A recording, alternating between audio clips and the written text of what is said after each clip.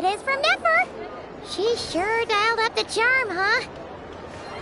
Sounds like the payout could be huge, though. Let's head to the curatorium and check it out.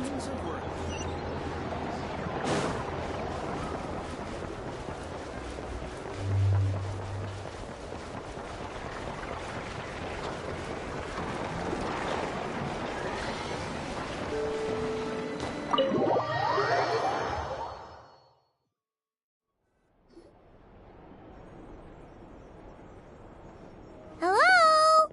Anyone here?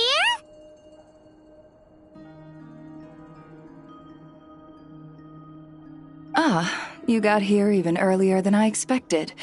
That should give us just enough time to go over some details before the opening ceremony.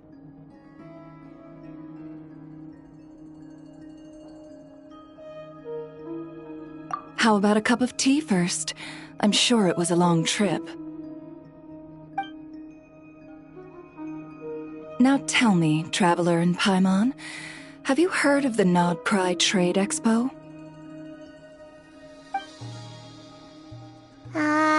Nope. A long time ago, back before Nasha Town even had that name, this place was essentially one giant black market.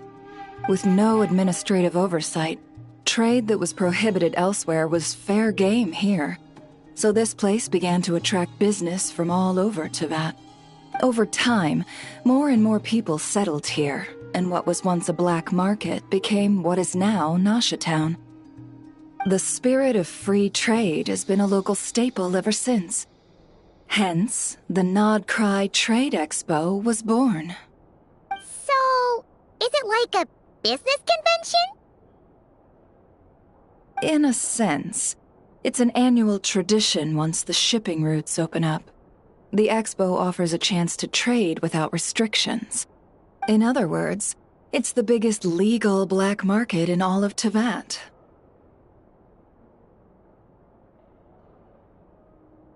Yes, the Voynich Guild is organizing the event, and that comes with a lot of responsibilities. Normally I would let Yehoda handle most of the work, but this year it might prove too much for her to manage on her own. Something tells me we'll have a lot of big names in attendance this time.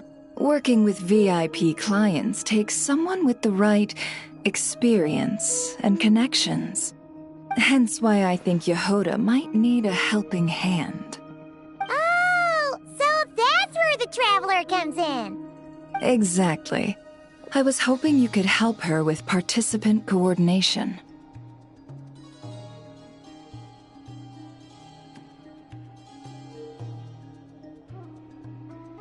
I don't know if I'd put it quite like that.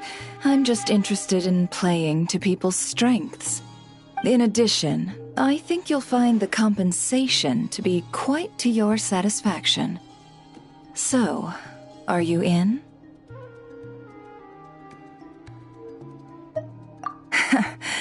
Good instincts. I do have one special request, as the one offering this commission. In principle, the Nodcry Trade Expo is a platform for commerce with no restrictions. That said, the Guild does have one line that is not to be crossed. I'll need you to help make sure all participants are clear on this unspoken rule. As long as everyone complies, the expo should go off without a hitch. No violence at the expo. The Guild has pledged to ensure the safety of all sellers and buyers in attendance.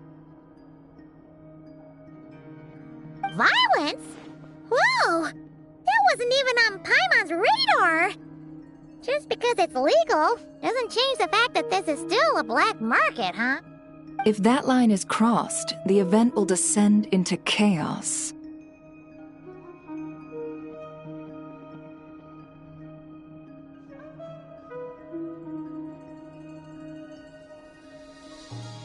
Of course, mediating such situations might prove complicated. So if you ever want my judgment on the matter, just come find me.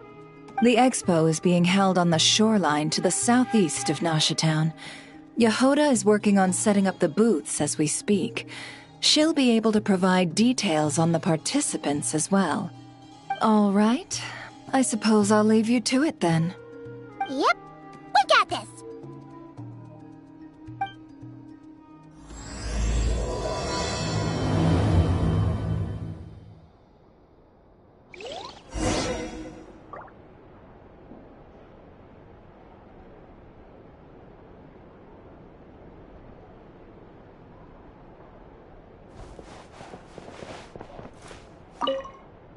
If you find yourself in a tricky situation, just come find me.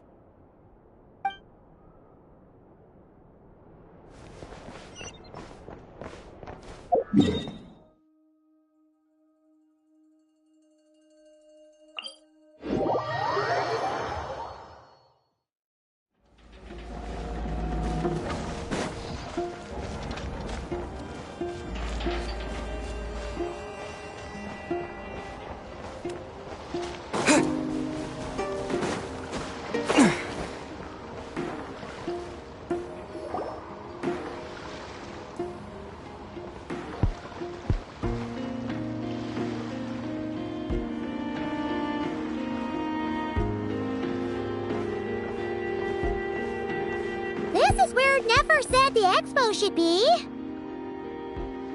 Let me think. Yeah! Let's go with this. We can't keep changing the setup.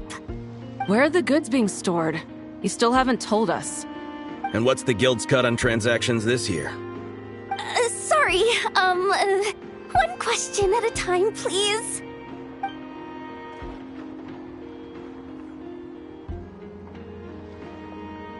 Oh, I should have just stuck to cat wrangling. Hey, Yehoda! Traveler! Paimon! Sorry. I've got kind of a line here. Don't worry, we're not here to pile more work on you. Really? Boss Neff, you absolute lifesaver! I'm seriously drowning over here. Oh, you two are doing me a huge favor. Never asked us to handle participant coordination. So, how can we help? Let me think. Oh, right. There are still 3 participants that haven't checked in. At least I think it was 3. Ugh, come on, Yehoda. Get a grip. I'm not forgetting anything. Am I? Looks like Yehoda's doing her freaking out face again. Sorry. There's just so much to keep track of. Let's start with the basics then. What does participant coordination involve? Exactly. It's things like registering all the participants, verifying their goods, showing them to their booths. Oh, and if any disputes break out between them, it's your job to mediate. Got it! We're still waiting on the sellers for these last 3 booths. One's reserved for Aino, but as for the other 2... they're both big deal clients from abroad. The kind of people we really don't want to offend, so be extra careful around them, okay? Hey, the Traveler's got this! What's the worst that could happen? You don't get it. One of them's the captain of some mercenary fleet sailing the high seas, and the other's a top dog in the criminal underworld. Getting on their bad side's 100% a no-go. If something goes wrong, let's hope that's a big if, don't engage. Just tell him you work for Boss Neff. Alright, you have a bunch of work still, right? Leave the Merc Captain and Gangster Buzz to us! Oh, lifesavers, the both of you! Not cry hot dogs are on me later, I promise. And whatever else you want. Anyway, I'm guessing the 2 sellers I just mentioned are caught up with lodging or cargo. You should be able to find them at these addresses. I'd get over there pronto if I were you. People like that don't take well to be kept waiting. Oh, And tell Aino to bust a move, would you? The booth I'm saving for her is in a prime location. If she doesn't come claim it, the other participants are gonna start asking questions.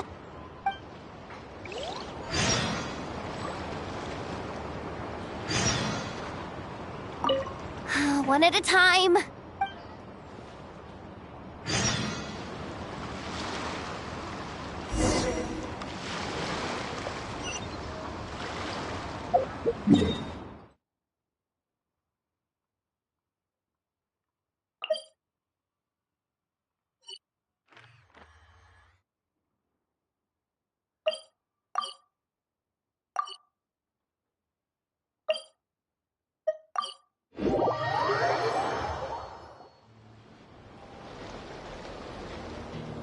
Wait, is this?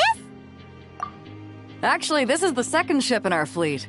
The Alcor's back home patrolling Guyun Stone Forest. Beidou! The infamous merc captain who sails the high seas! Yeah. We've met, remember? What's with all the pomp and circumstance? It's a long story. Well, no sense standing around. Take a seat, tell me all about it. I'll have my men roll out the welcome mat.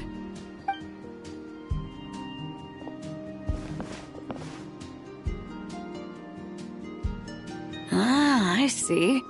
So you know the head honcho of the curatorium, huh? Your network of connections is something else, that's for sure. Right. We need a record of who's participating in the expo and what you're planning to trade. Well, mark down me and a few crew members as participants. The rest will stay on the ship.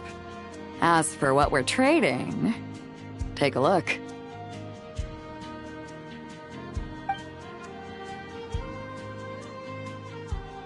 What is it?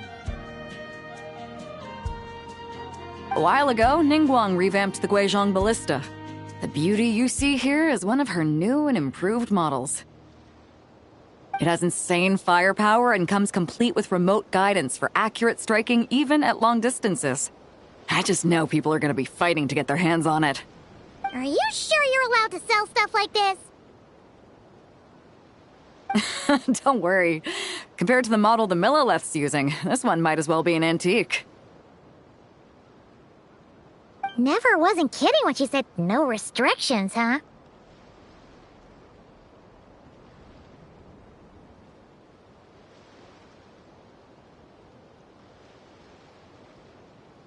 Oh, I'm sure someone will bite. Buyers from all over Teyvat will be in attendance, after all. Yelan? Ah, sorry. I was so busy with the cargo, I forgot to mention that Yelan was aboard. No worries. You here for the expo too, Yelan? No, I'm just here for work. Captain Beidou was kind enough to lend me a ride, so no need to register me with the expo. Anyway, it's been a while, traveler. If you get the chance, be sure to pass along my regards to the head of the curatorium.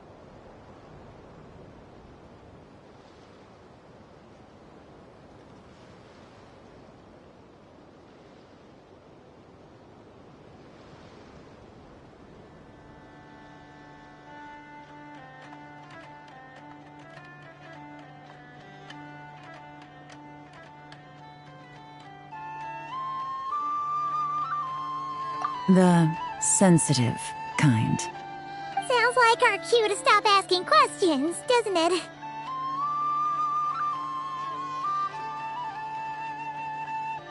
Well, I'll be off then. Once I'm done with this, drinks are on me. About time!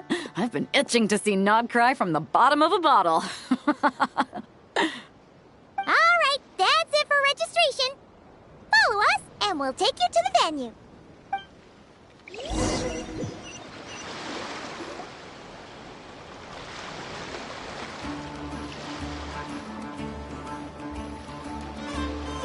So, this is the place, huh? Not a bad spot. When you've got some time, come help me test the remote guidance on this thing. It's a real thrill, you'll love it.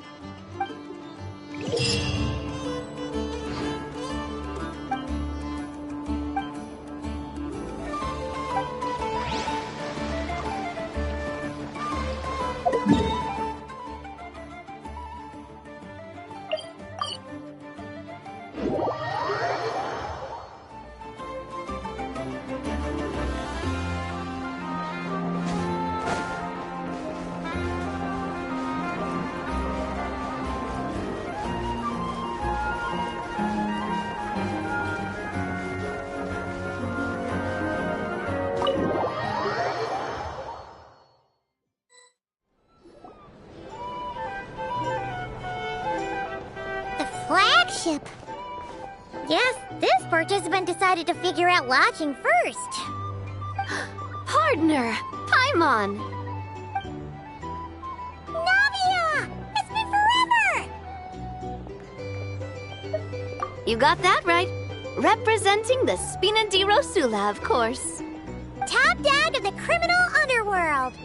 Yeah, that checks out. Is that my new nickname? I'm not opposed. It's kind of snazzy. It's great that we found you.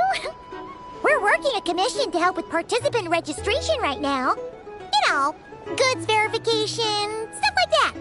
Oh, I see. Well, in that case, take a seat. I ordered a whole bunch of food. Clarand and Chevreuse went to unpack some things, but should be back in a sec. Oh, speak of the devil. Talking about us? Clarand! Chevreuse! You're here too! Nodcry is a chaotic and dangerous place. Considering the Spina's importance to Fontaine, the last thing we need is for something to happen to its president. I do find it nice to travel with friends, but come on, look who you're talking to. What's the worst that could happen? With that nonchalant attitude, it's anybody's guess. Fair enough. Guess you can mark down our champion duelist here as my bodyguard. Gang boss and her bodyguard. Got it! Should we mark you down for the expo too, Chevreuse? No need. I'm here on official business. A lot of our recent cases have had ties to Nodcry. And that's Paimon's cue to butt out.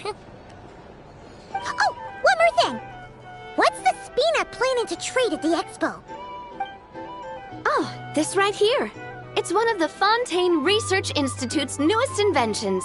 It's a kind of relay system that allows the user to unleash Pneuma and Usia energy in battle.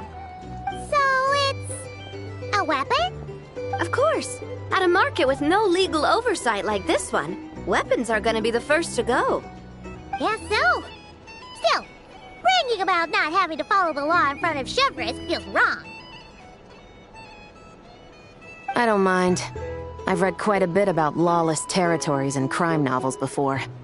As a detective, I know that I'll need to put the rules aside for now if I want to get things done here. And on that note, I should get to work. I've got patrol members waiting on me. Well, ready to head over to the venue? Just follow us! All right, let's get this show on the road. I want to get a bit of shopping in as well.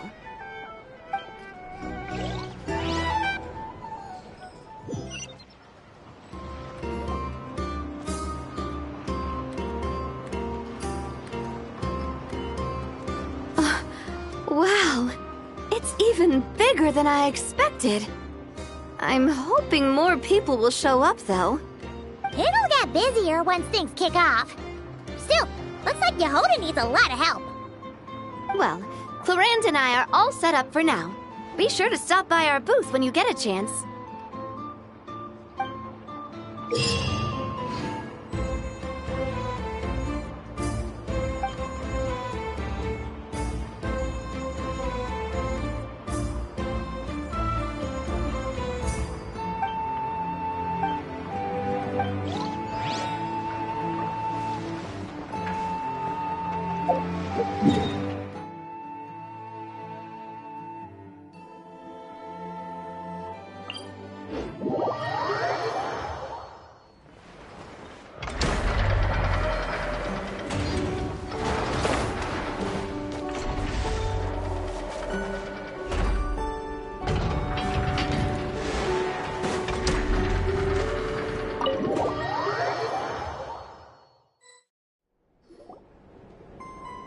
Hey, you two!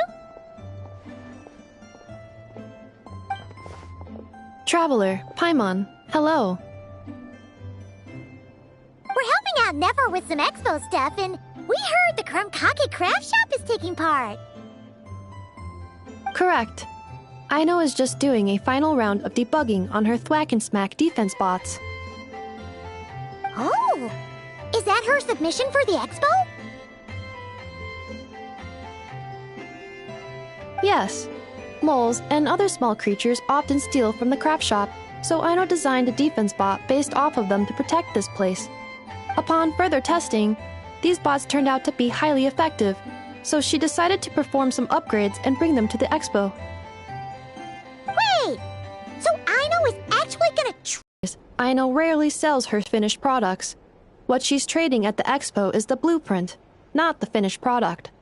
Oh! So, are you guys ready to head over then? Yehoda asked us to speed things along a bit. She's saving a super good spot for you, and she's worried people are gonna start asking questions.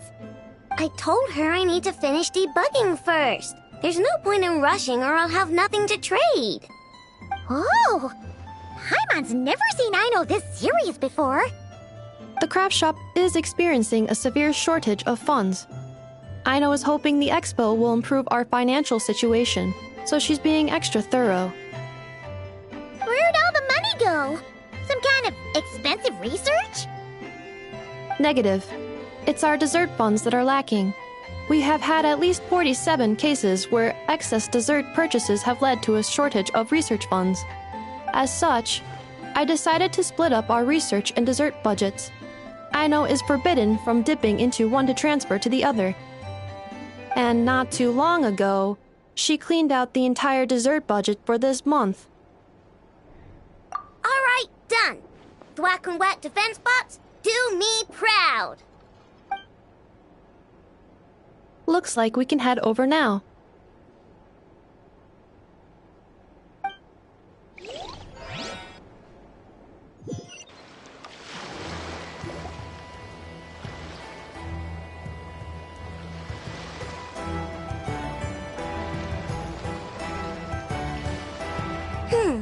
This looks like a good spot for the demo platform. This new bot looks pretty interesting, Aino. Swing by and try it out whenever you want. It'll blow your mind. I just know it. Thanks for the help. No problem. Oh, and for registration, is it just gonna be you two? I will be participating, but there is no need to register Aino. She doesn't like to be around a lot of people. Once the expo starts, she'll head straight back to the craft shop. Oh, good point. The 3 participants that Yehoda mentioned are all set now. Let's go give her an update.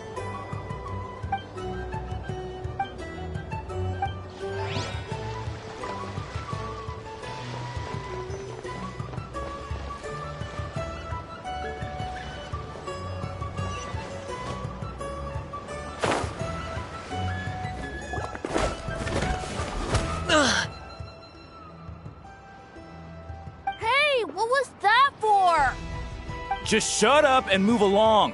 This spot is mine now. It's the lady in charge. We were just setting up our booth and he's trying to take it from us. A troublemaker, huh? The expo announcement spells it out clear as day. All forms of violence are strictly prohibited. Read it and weep, Buster. I've been wanting to talk tough like that for ages. Should be enough to scare off a punk like him, no problem. It's not like I wanted to hit anyone. It's just not fair.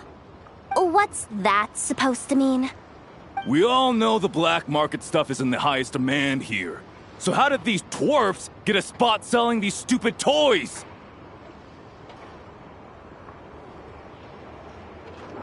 I did some digging, and guess what? Turns out these brats have connections in the Voynich Guild.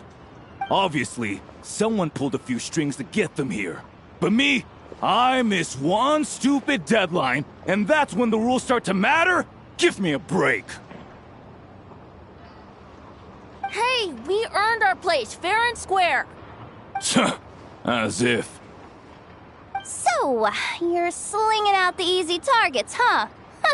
That might work for you on the outside, but not here and not under my watch. These kids earned the right to be here, same as everyone else. Don't believe me? Take it up with the guild. We'll see who comes out on top.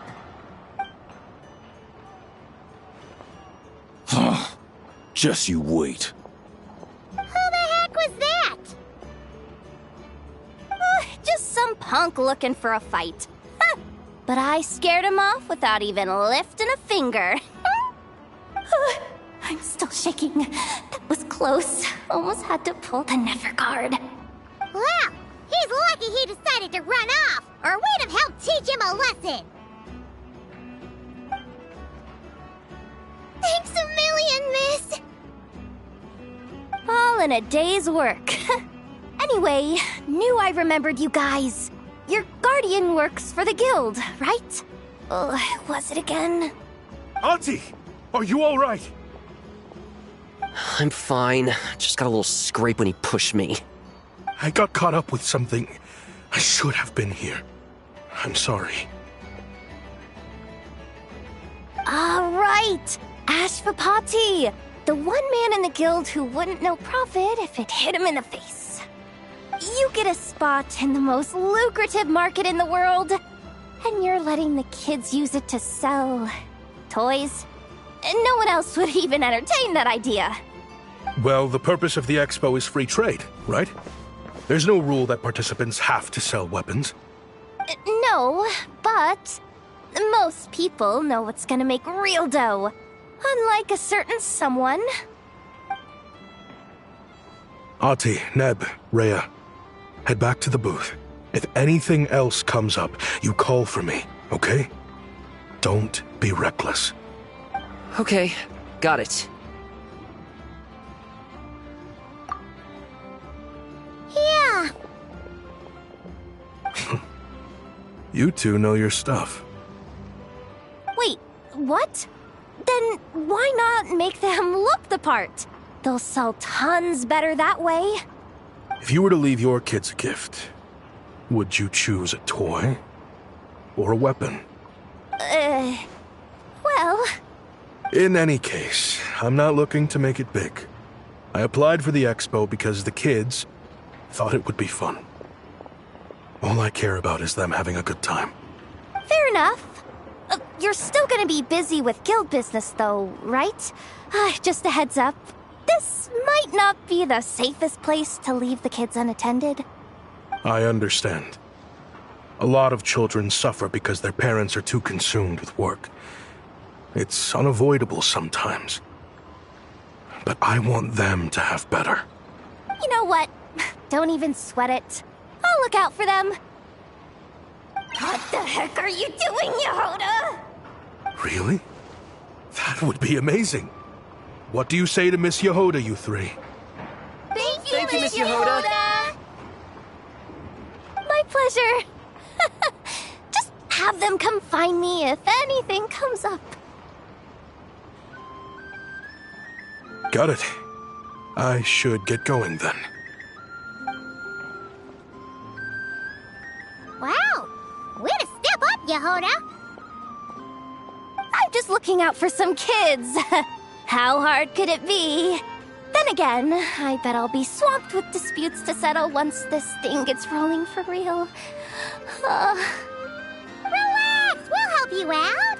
Oh, also, we registered the last 3 participants. So, the expo can start now, right?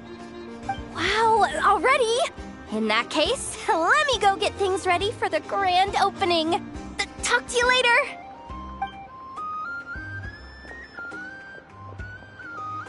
She really does have a lot on her shoulders.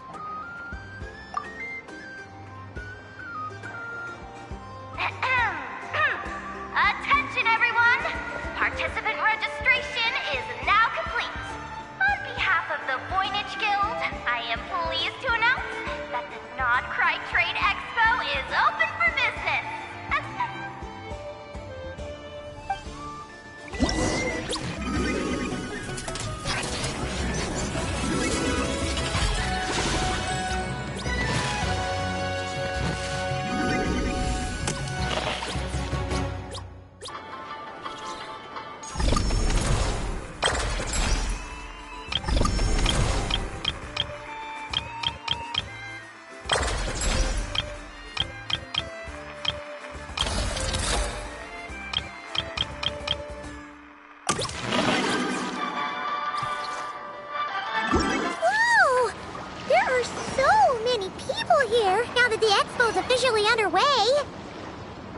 Should we take a look around? Or maybe check in on our friends first? Have you been to the Clink Clank Krumkake Craft Shop's booth yet? They're selling blueprints for a machine. With everything Uncle's taught me, I bet I could build one of those thwack and smack defense bots. We should buy a blueprint. Sounds like a waste of money to me. We should be spending our expo earnings on more important stuff like clothes. But Uncle said the most important thing is that we have fun. Guys, please don't fight. I hate to break it to you, but I'm afraid no one really comes to this expo looking to buy toys. If you make any more here, it won't be nearly enough to buy yourselves a blueprint. I doubt it'll even cover your new clothes. Oh, hi, Yehoda. Hi, Traveler. I came here to make sure you kids stay safe, so listen carefully. If you want to look around the expo, that's fine, but you need to be extremely careful when talking to any strangers, okay? A lot of crazy people show up to this expo, both sellers and buyers. You don't know what they might be capable of. So if anything happens, don't try to deal with it yourselves. Call for me right away. You got that? Yehoda's really serious about looking out for these kids. Well, it's kinda my job. I'm supposed to be the one in charge. Oh, just take a look around. This booth is the only one being run by a bunch of kids. If there's anyone out there aiming to cause trouble, you can bet they'll start with the weakest target.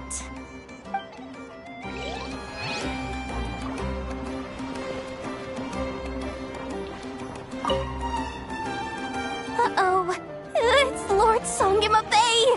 Oh, I wonder what we're in for this time.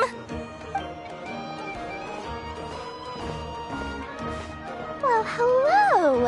Is that the Traveler and our dearest Miss Expo Manager Yehoda? You're in luck. I'm offering a whole host of Expo-exclusive discounts. Don't miss out. Paimon's not remotely surprised to see Dory here. This event's practically made for her. Yeah, she attends religiously every year. And she's always the seller who we get the highest number of complaints about. Complaints? Every single mora I make from this expo is 100% legitimate. I've never broken the rules, and my prices are entirely fair. If people regret their purchases and want to grumble about it behind my back, that's not my problem. Paimon can hazard a guess as to why people might be complaining. I know. And every dispute ends in your favor after you've peppered the buyer with 1,000,001 reasons why you're not in the wrong. It's just... Could you maybe not find a way to send every single one of your customers complaining to me this time? How about this? A special opening sale just for Miss Yehoda. 50% off! In other words, I'll do my very best to keep the number of complaints down to no more than half of my customers. Sound good? Jeez, what a bargain. Works for me, I guess.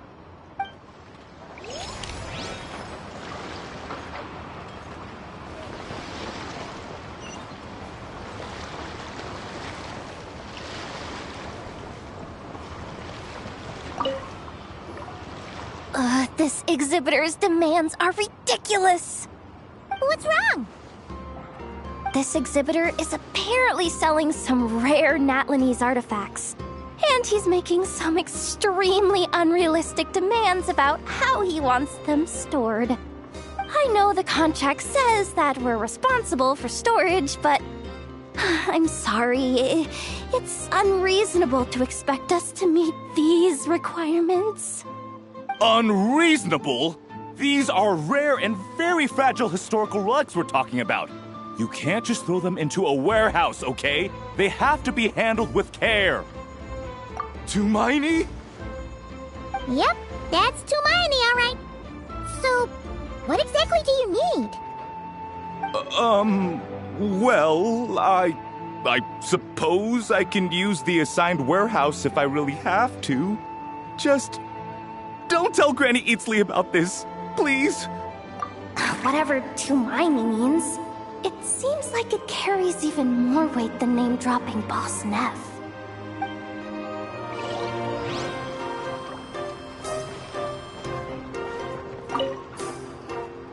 Welcome to the Treasure Hoarder booth. The treasure hoarders have a booth? Yep, every year. This is the largest legal black market in all of Teyvat. The stuff they dig up is perfect for a place like this. But can one person really represent their entire organization? No way. Treasure Hoarder is just a catch-all title. Their internal structure is crazy complicated. The thing is, the members who'd apply to set up the exhibits used to give themselves ever more highfalutin titles. You know, to boost buyer confidence. Over time, it became an unwritten rule. That usually duke it out beforehand for the right to take part.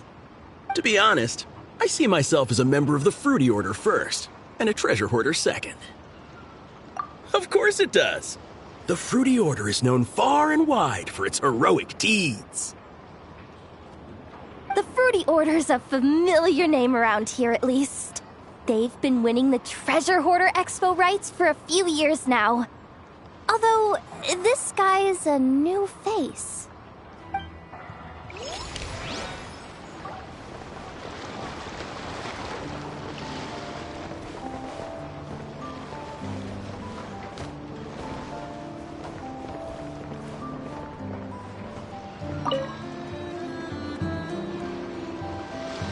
Wait, that's a familiar face. Isn't that Viswava? Why, if it isn't the Traveler. Knew there'd be some big names here. Let's get the official business over with first. Unfortunately, you're the first seller at the expo to receive a complaint. We've received word that the muskets you're selling are a few shots away from turning into scrap. Well, yeah. It's written here plain as day.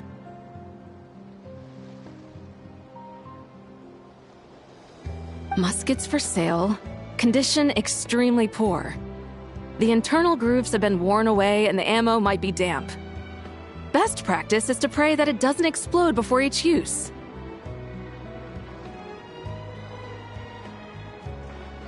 Oh, wait, so you weren't speaking in code to cover your tracks? Code? Yeah, sometimes people bring stuff that needs to be kept on the down low, so they dress it up as junk beforehand. Happens on the black market all the time. You're overthinking things here. This stuff really is junk. We were just gonna scrap them, but my superiors thought we might as well try and make some more off of them. And who knows? If the prayers are answered and the gun ends up firing a few times, the buyer hasn't totally wasted their money, have they? Guess not. I mean, a weapon on the brink of ruin that's still capable of considerable firepower. Doesn't that just scream black market to you? Yeah, but who would buy something like this? Maybe collectors who don't care if it works, and desperados who don't care if it explodes. Fair enough.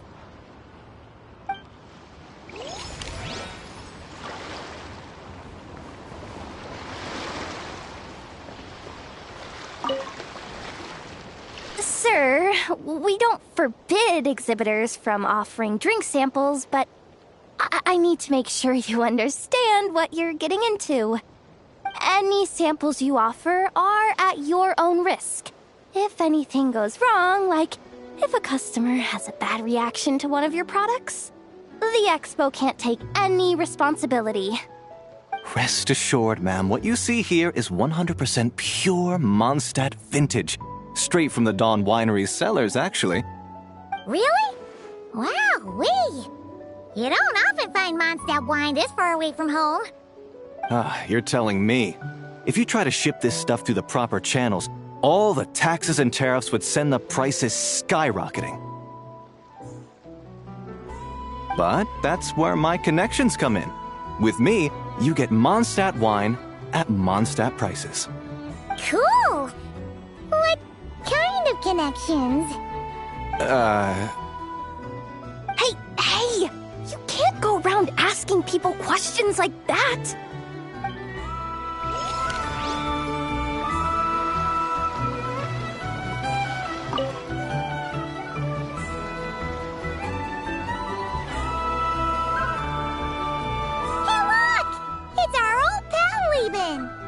Oh, it's you two! Been a while, hasn't it? Wait, you know this guy too? Okay, I'm slowly starting to get why Boss Neff asked you to help me out. Ah, you must be the expo manager. Was there something you needed from me? Nope, just checking in. You're just selling a few ordinary items, is that right? Mm-hmm, that's right. Okay. I mean, we've got people selling toys this year, so why not? You seem confused. In the right environment, ordinary items don't have to fetch an ordinary price, you know? I'm sure I'll meet someone at this trade expo who recognizes their hidden value. Cool. Well, you do you. I'm certainly not gonna stop you. What about you, friend? Care to do some business? Well, to be honest, I spent most of the ones in my inventory to purchase this batch of goods. The ones you see here are just for decoration. But I'm confident that I can make a killing here, so I'll be sure to make another batch of Box of Marvels should the opportunity arise later.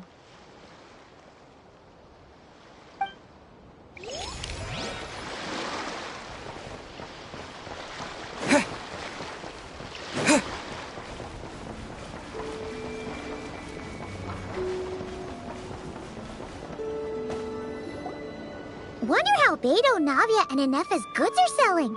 Let's go check! Excuse me. According to the expo announcement, you are in charge of mediating disputes between participants, correct? Just now, as Aino was about to return to the workshop, she got dragged into a conversation with some individuals who appear to have unofficial ties to the expo.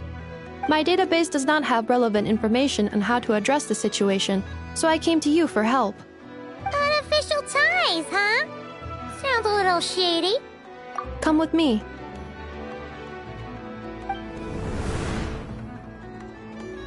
A device that uses Pneuma and Ducia energies in battle. With that kind of tech, a bandit group could rob a caravan without even showing their faces. And what about this thing? Remote guidance? Precision bombing at long distance?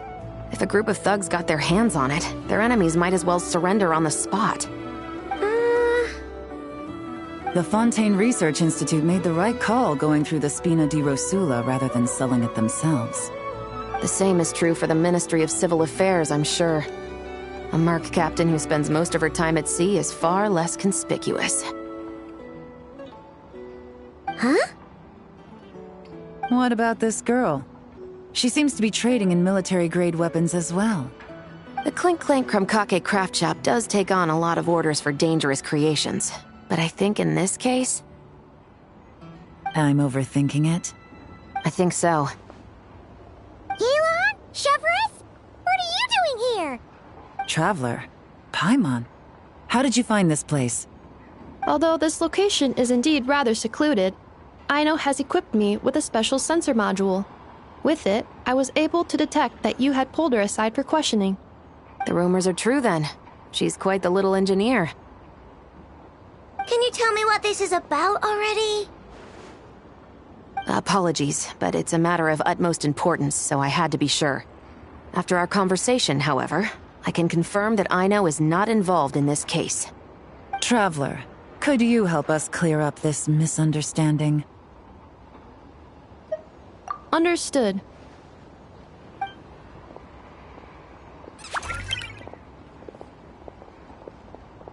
Based on our conversation just now, I'm guessing neither of us is the target the other is searching for. I second that. And since our strategies were so similar, I'd wager we're after the same person. Yeah, Paimon thought so too.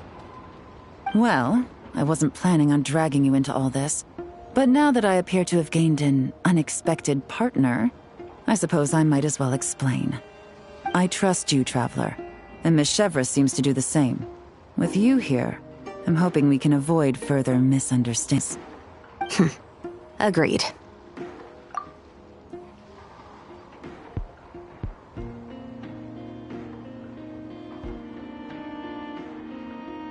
Miss Chevras and I seem to be here in Nodcry to reel in the same fish. That's right. And the product we brought to trade is the bait. Of course, if I worked in the booth, it might tip people off, so that's where Navia comes in. I assume it's the same situation with Captain Beto? So, does that mean your target is gonna be at the expo? Yes, there's a good chance it's one of the buyers. But, what about Nefer's golden rule? What? No. I've done some digging into the head of the curatorium and where she stands. We can't let her know what we're doing. Well... I wouldn't be surprised if she got the Traveler involved because she anticipated this from the start. If the Traveler has someone to answer to, then we should go. Fine.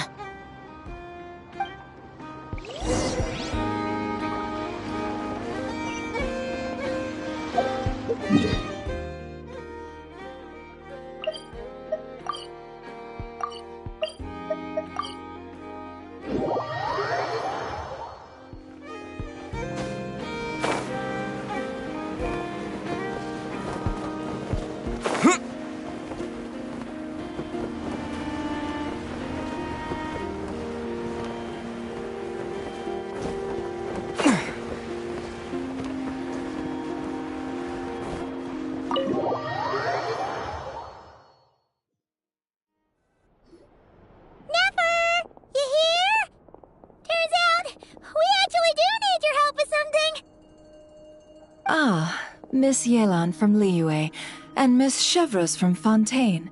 It's quite the honor. Forgive me for not greeting you sooner. So you knew we were coming all along? Anticipating your arrival is one thing. Getting you to come talk to me is another. And that's why you put the Traveler in charge of participant coordination. You knew we trusted him enough to tell him the truth about our plans. And you also knew that, out of respect for your arrangement, the first thing he would do is bring us here. How else could I have gotten us all to the negotiating table? Forgive me for not cluing you in, Traveler. I had a feeling things could get complicated, so caution was vital. Rest assured, you will still be compensated as promised. So, can someone explain what's going on here? Yes. Might as well get it out in the open, ladies. You two were going to exchange intel sooner or later, correct? No better time than the present. Recently, the bandits at our border have become more aggressive. We don't know how, but they seem to have gotten their hands on some kind of weapon, which has made them a lot more dangerous. The caravan transports have been helpless against their attacks. We're facing a similar situation in Fontaine. Conflicts between gangs have been escalating, with civilians getting caught in the crossfire. Our investigation indicates that someone has been supplying the gangs with some unusually powerful weaponry. Even with the Spina's help, we've been struggling to curb the fighting. In which case, I think we can confirm that we're facing arms dealers operating on an international scale. Yes, and their cover has been ironclad. There hasn't been so much as a trace leading back to them. Until their most recent operation. Let me guess. Someone leaked where the weapons are coming from. And it pointed right to the Nodcry Trade Expo. Exactly. I see. Well, weapons tend to be a hot commodity in a market with no restrictions. Say that the person you're searching for is in attendance. Does that mean you're prepared to ruin the expo to nab them? I won't lie to you. Catching this person is my top priority. How about this?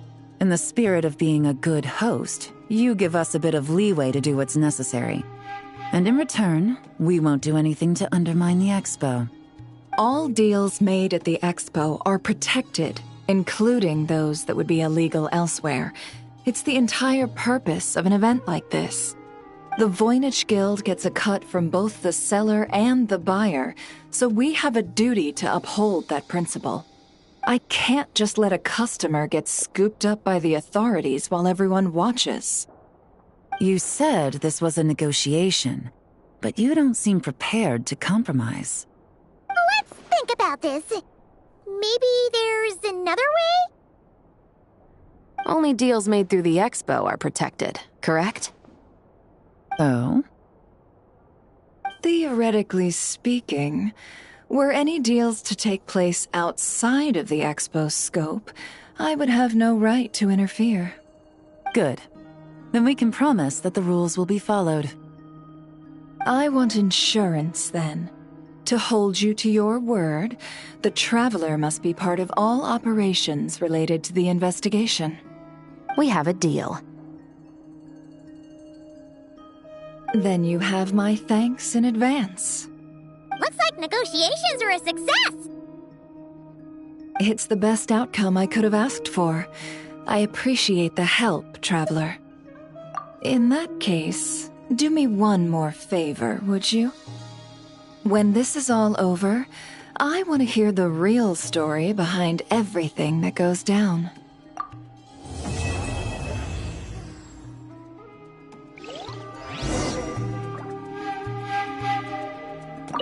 When this is all over, looks like we'll be working together quite closely. The pleasure is all mine, of course. This whole negotiation really feels like something out of a light novel.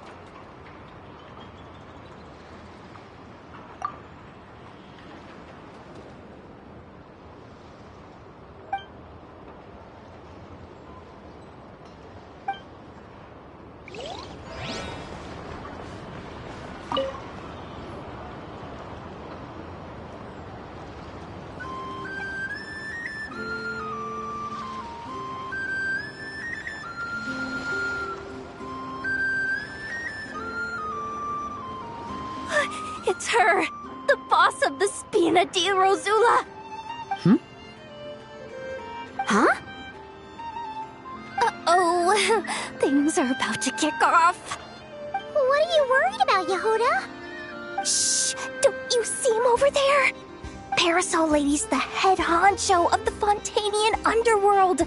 Rumor is she pulled the crumbling organization back together and avenged her father with her own hands. Oh, we don't want to get on her bad side. An eye patch over there is a merc captain from Liyue. She has a fleet of her own that sails the seas. Most people know to steer clear. I was worried this expo might not be big enough for the two of them, if you catch my drift. So I kept their booths far apart.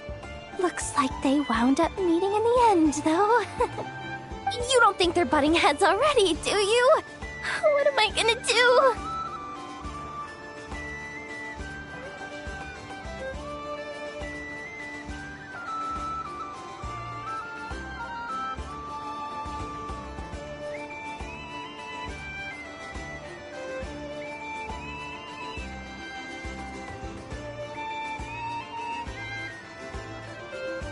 Hey guys! What's up? Oh, hey there, partner in Paimon. Partner? Can't go far in my line of work without hearing about the president of the Spina di Rosula or the champion duelist of the court of Fontaine. Thought I'd make some friends since the opportunity's presenting itself. Plus, now that the traveler has arrived, I wonder if these ladies might just agree to coming aboard for a drink. What's the traveler got to do with that? You're too kind, Miss Beto. So, the thing is, over there is a friend of ours. She's managing the expo, and seeing as you're all big shots where you come from, she was worried you might, butt heads. Is that so? Well, I think you can put her at ease. Yeah, and if there's anything we can do to help, just say the word.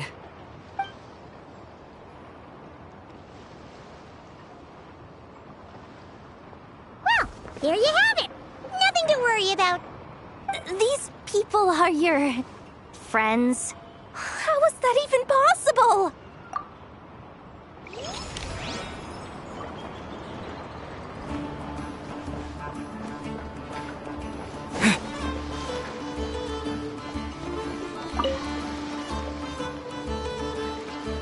If you want to drum up some business, all you gotta do is holler, and everyone on the first floor will be able to see you. Also, you have to come this way to get to the second floor, which pretty much guarantees that everyone attending the expo will notice you guys at some point. Not bad, huh? Thanks to the spot I saved you, you guys will be drowning in business before you know it. Your point being? Cross-referencing Yehuda's current facial expression against database. Confirmed. Analysis suggests that Yehuda hopes we will return the favor. You bet I do. At least Robo-Girl gets it. Okay, how do we do that? Generating proposal. Complete.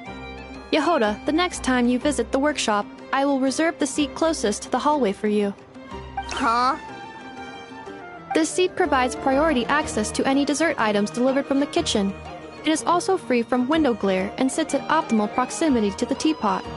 By reserving this premium spot for you, I can guarantee you a most enjoyable dessert sampling experience. Is this your idea of a fair trade? Are you kidding me? That spot's usually reserved for me. I'd never let you take it if I didn't have my dessert budget to consider. What's going on? Yehuda looks upset. All right, I'll level with you. Since I saved you such a great spot for your booth and all, could you possibly lend me some technical support? Please? Technical support? This year's expo is way bigger than ever before, which means there's definitely gonna be more shenanigans going down too. I know, surely you have some kind of contraption that can, like, scare everyone at the expo into compliance or something. As the manager, I need something I can fall back on in case the you-know-what hits the fan. Let me think. If things escalated that far, shouldn't you just report it to Nefer instead of trying to deal with it yourself? Well, yes, technically speaking. But if, for example, it was somehow kind of my fault to begin with, I'd probably be better off solving it myself on the DL.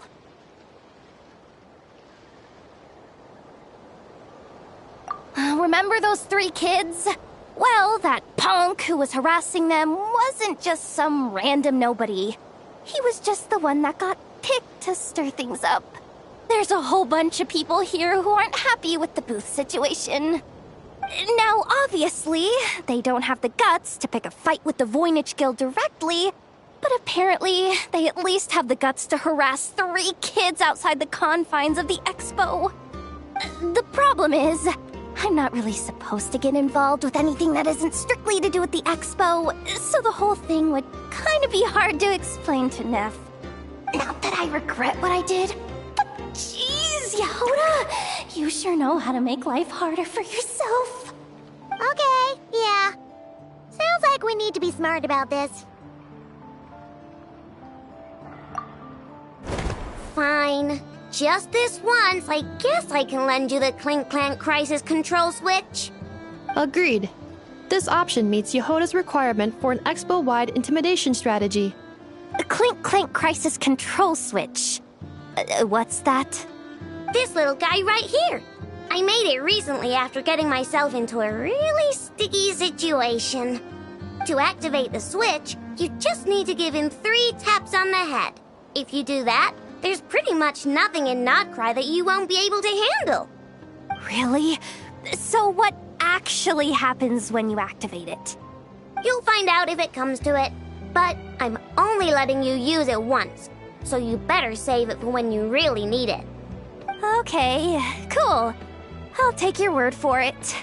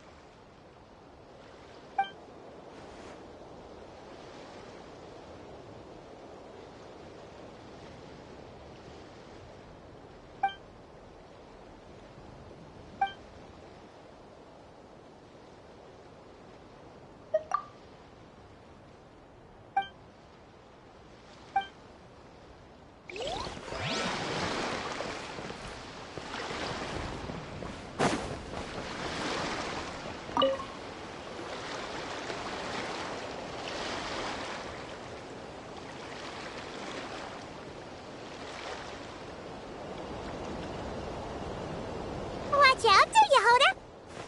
Just keeping an eye on things. Looking out for any problems that might need me to step in. Hey! You 3! What are you doing here? There should be at least one of you manning the booth at all times. Accessing booth operation logs. Analyzing. Neb left to try and buy a new blueprint. Ati soon followed to try and stop him.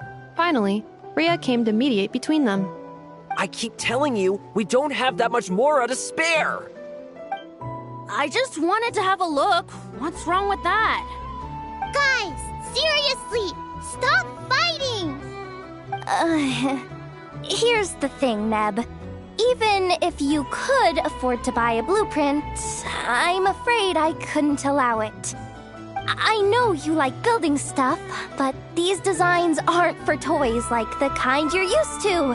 They're for weapons, which are very complicated to build and extremely dangerous. That's a load of baloney, dumpster diver. My designs are toys too, actually. Huh?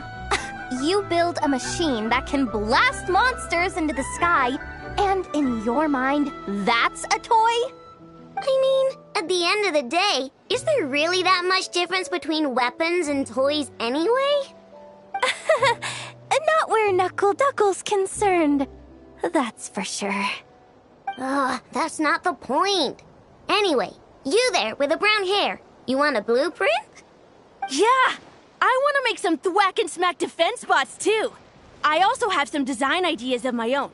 And with your bots as the basis, maybe I'll be able to try them out for real. I get it.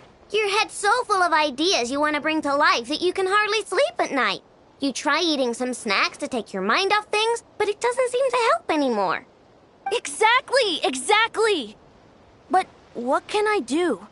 I'll never be able to afford one of your blueprints. Well, you must have blueprints for the toys you've made too, right? Let's trade! One of your toys for one of mine. Really? Thank you so much, ma'am! Is it ma'am, or...? It's Boss. Boss of the Clink Clank Krumkake Craft Shop.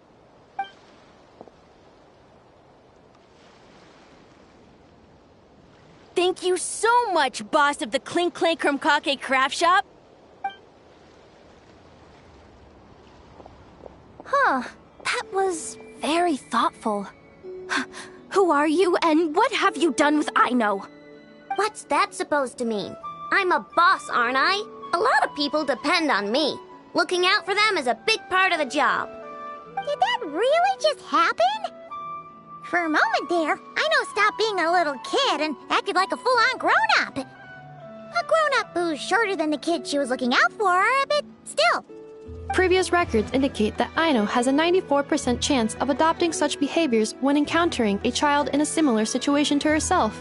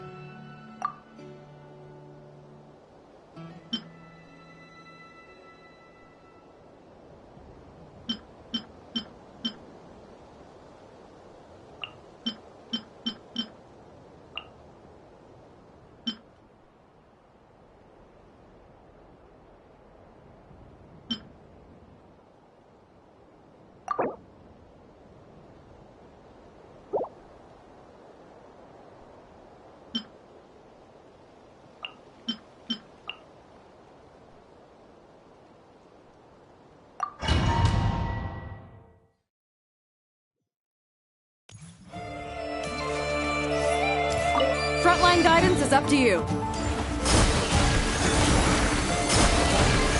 Lofty wisdom will show us the way! Without further ado... Come say hi! A gift from the land of the young! Yeah! Lame.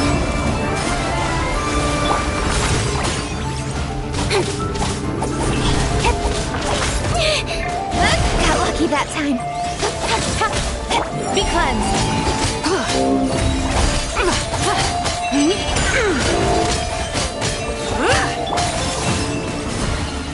Careful! Hold out till fire support arrives.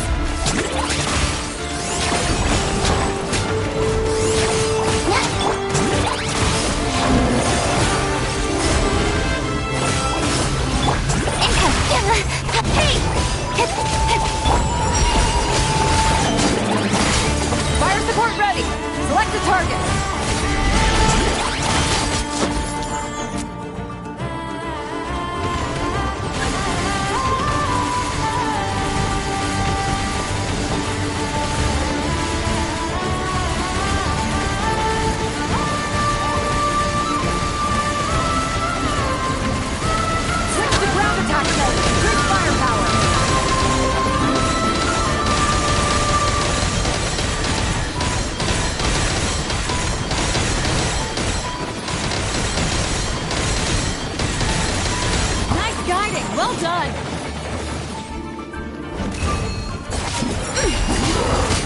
As you like.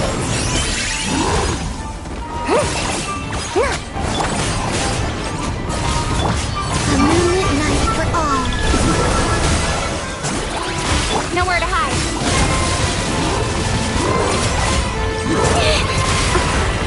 Don't blink! Ha! Huh? Be cleansed! Divine light, shield them!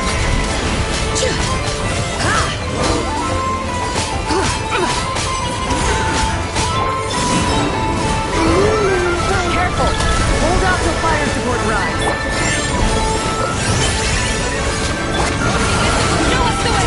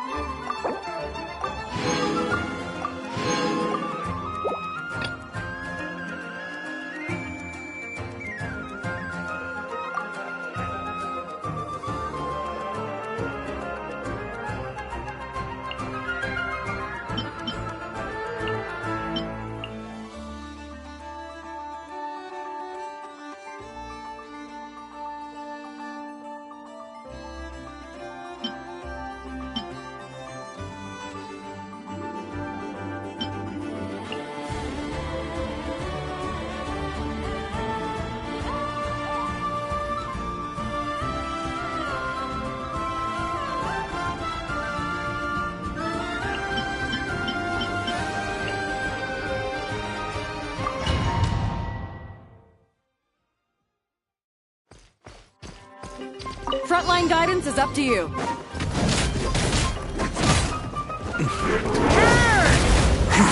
A new dawn rises! Midnight Phantasmagoria!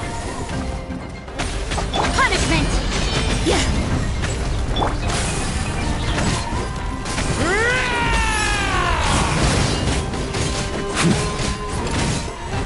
Try to keep up! Odds revealed by... Scorching burn! That's not... Careful! Hold out till fire support arrives.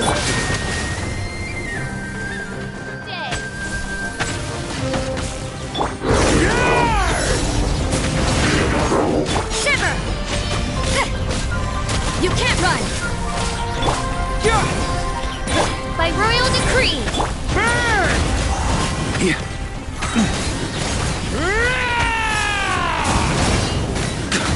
A new dawn rises! Midnight Phantasmagoria!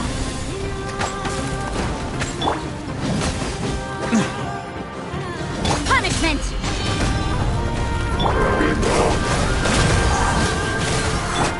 Time to ignite! Odds reveal thyself! Maria sweeping in! Just a flesh. Yeah!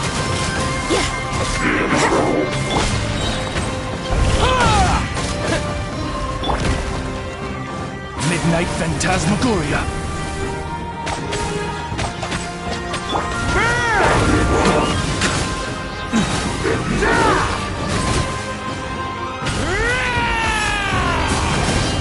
Shiver! You can't run!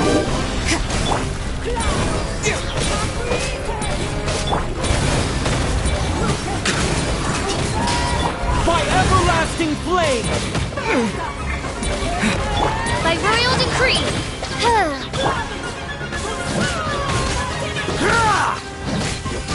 As you wish, mein Fräulein.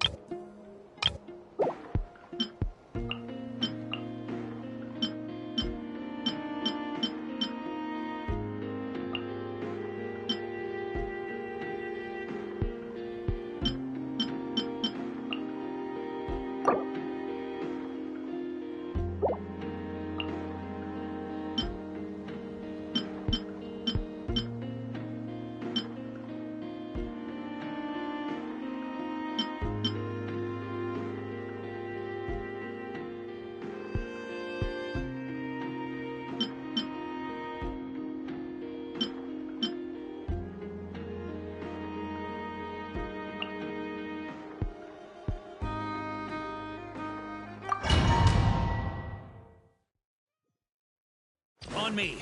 Frontline guidance is up to you.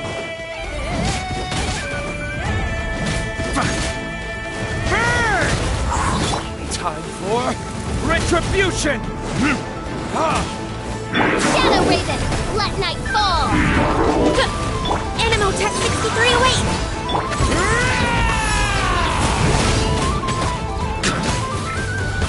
Enhanced Animo Module 75! Absorption test! Oz, reveal thyself!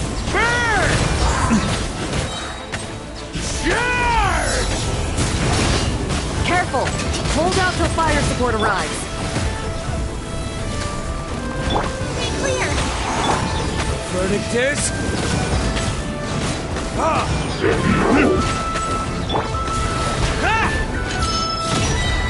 Maria sweeping in!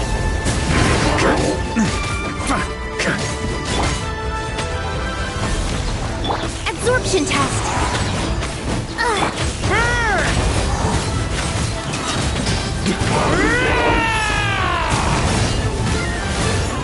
Time for retribution!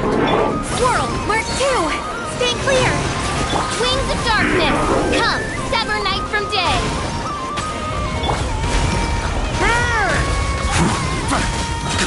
Maria sweeping in!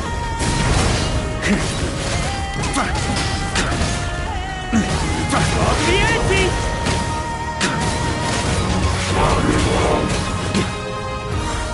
Midnight Phantasmagoria!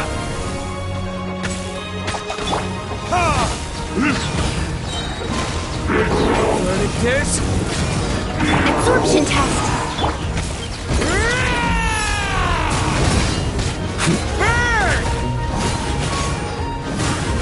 Fire support ready! Select the target!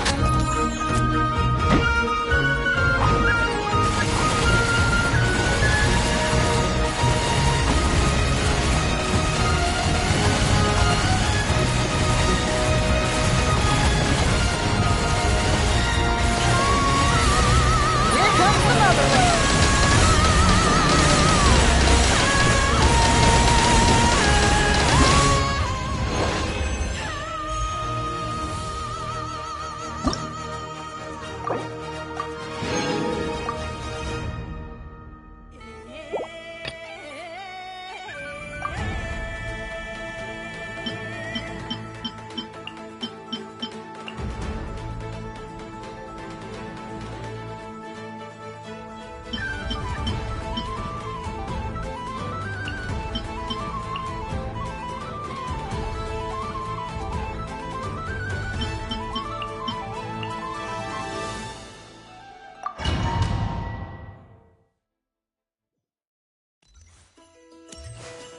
Locked and loaded, waiting on your signal.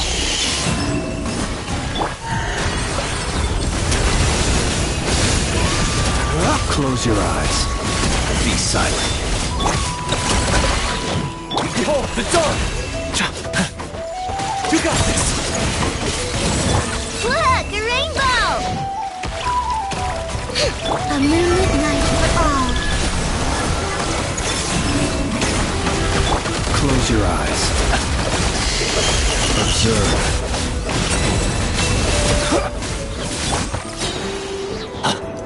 Press the advantage. Be gone, Shadow! Careful!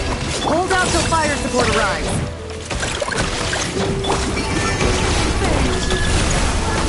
The long sleep beckons. Fire support ready! Select the target!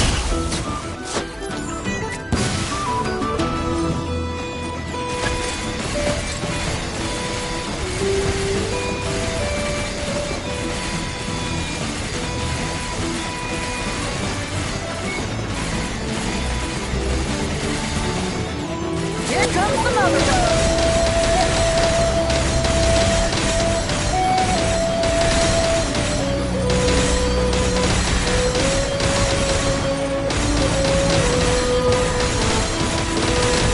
Nice guiding, well done!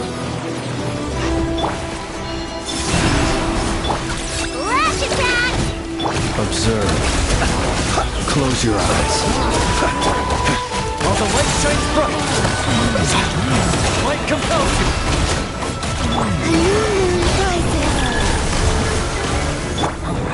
The night cometh. Observe. Look! Your rainbow!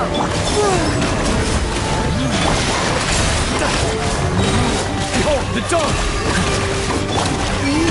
Confirmed. Careful!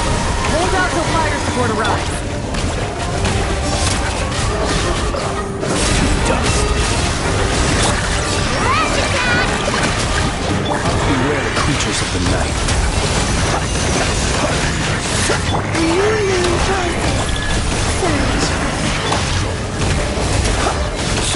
Go get him, Aiden!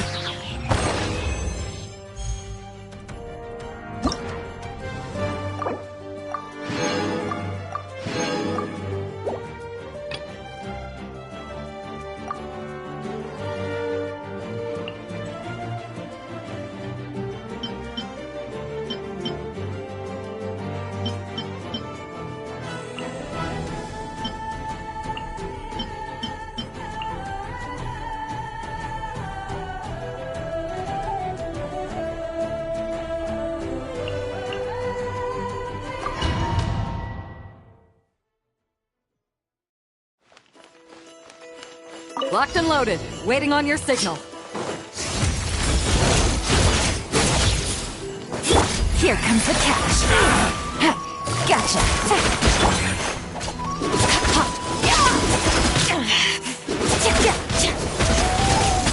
Hey! Let's get to the floor! How's this? Witness the power of the one. A burst of flavor. A dash of frosting. Busting. Game's up. Careful! Hold out till fire support arrives.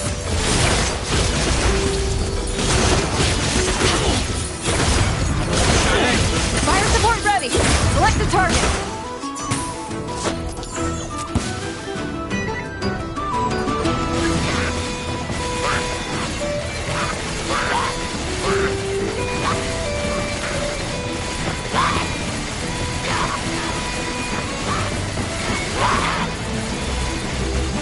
Land a projectile in the middle of the enemy formation.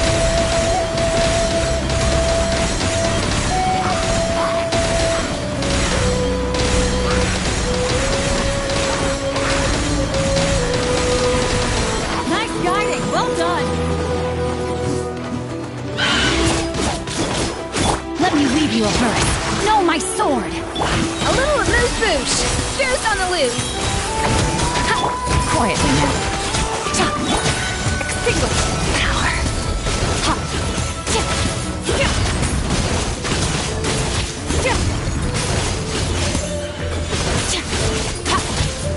Fire support ready! Select a target!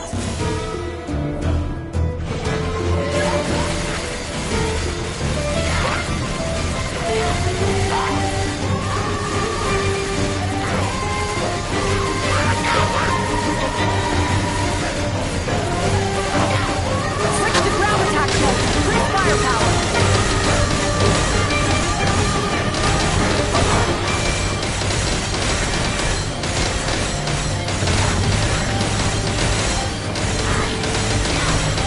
Nice guiding. Well done.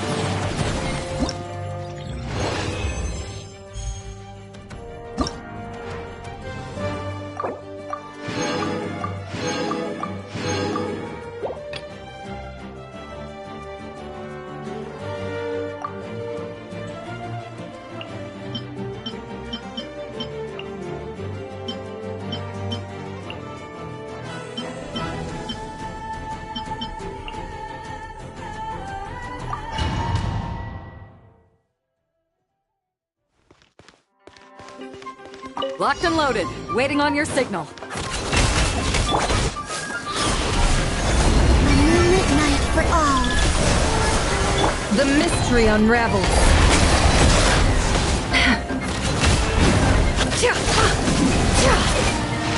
This will brighten up the place.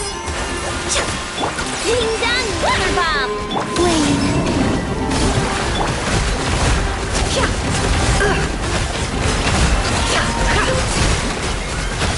No more lies. A new moon rises. Seek within.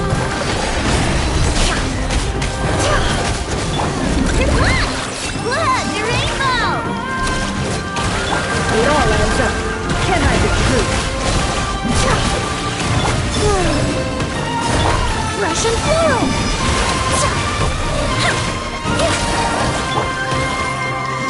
No more lies. The deception ends here.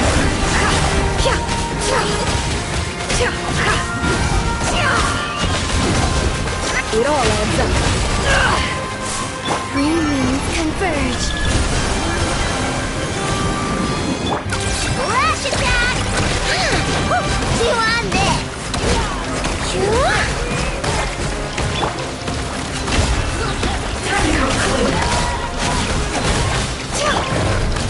Extract!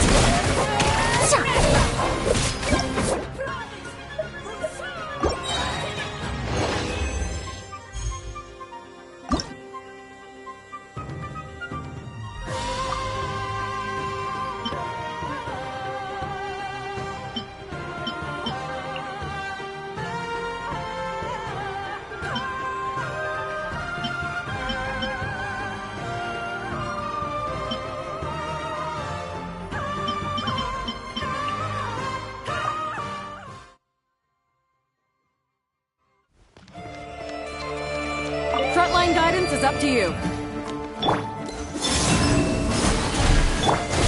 Seek within. No more lies. Ding dong water bomb! With sword comes shadow. A moonlit night for all. It all adds up. Can't hide the truth. Time to come clean. The deception ends here.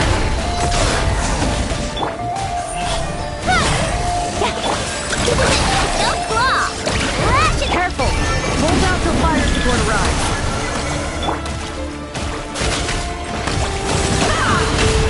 It all adds up.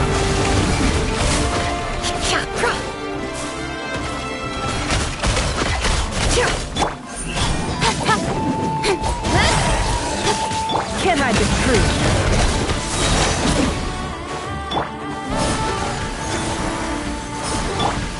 Speed of light. Hey! Nowhere to hide.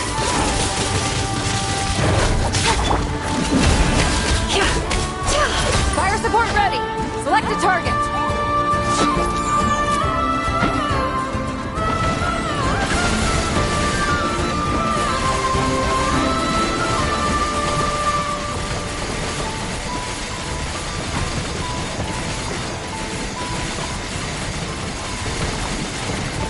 Here comes the mother road.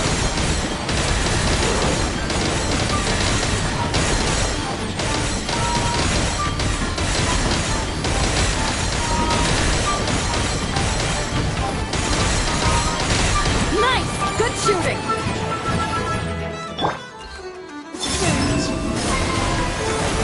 No more lies. Can't hide the truth. Don't blink! Good one!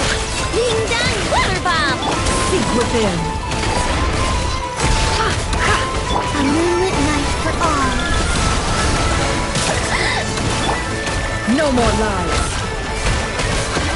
Those things are made of. It all falls into place.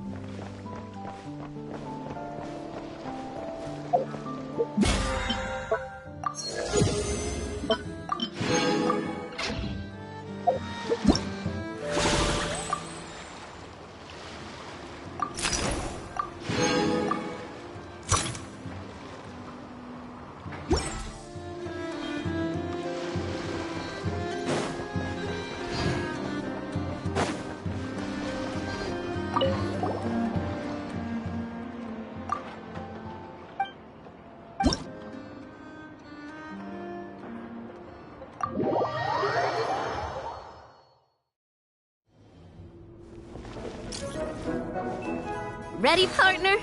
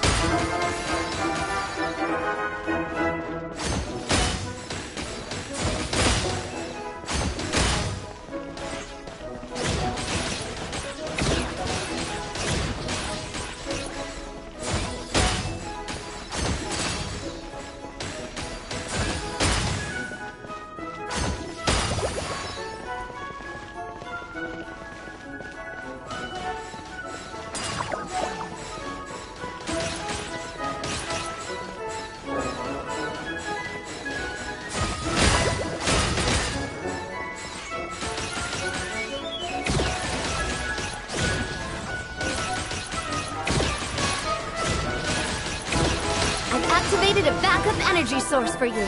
Keep at it!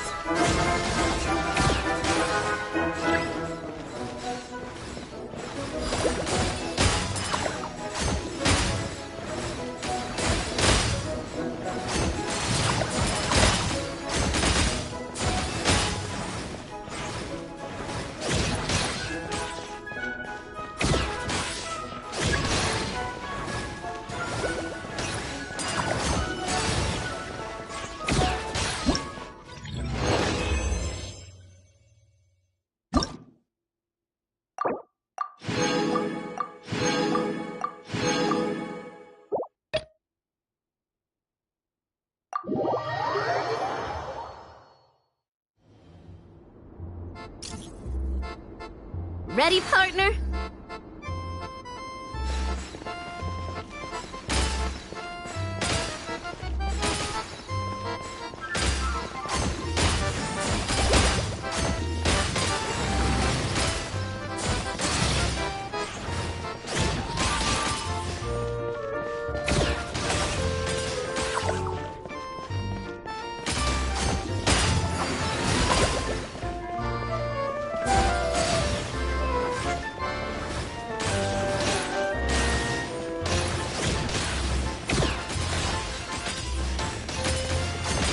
Keep it together. Slow and steady now.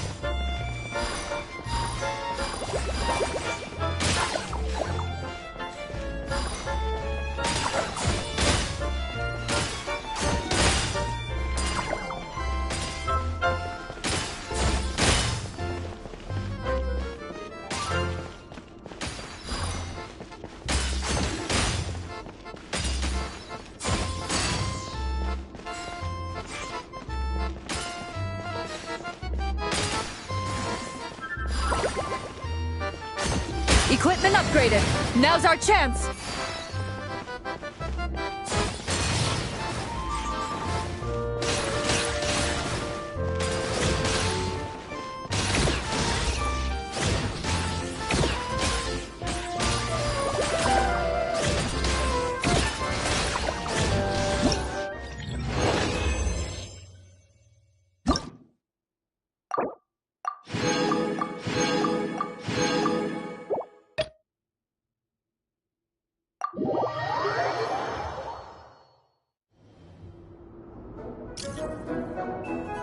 This is just a simulation, but be on your guard.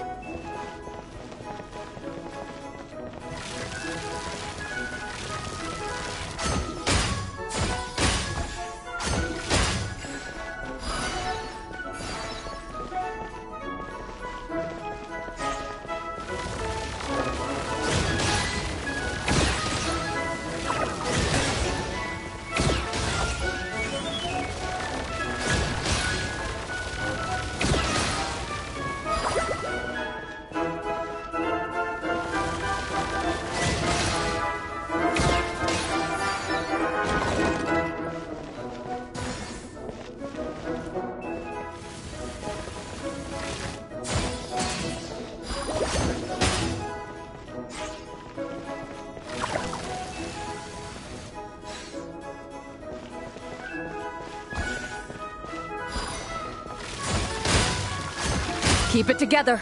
Slow and steady now.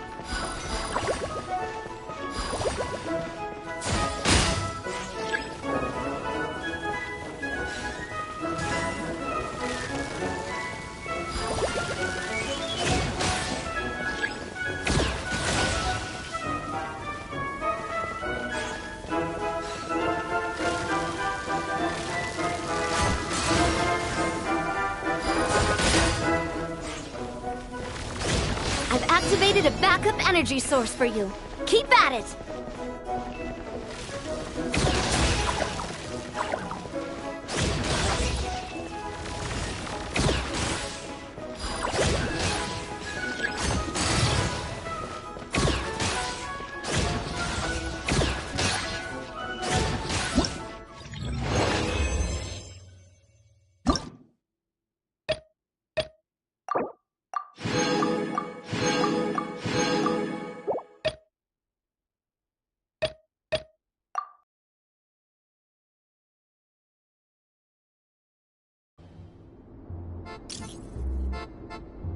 Ready, partner?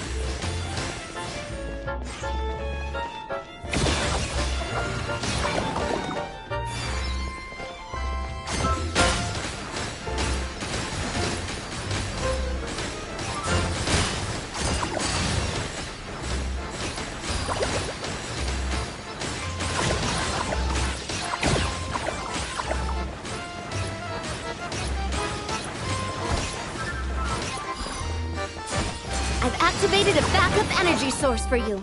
Keep at it!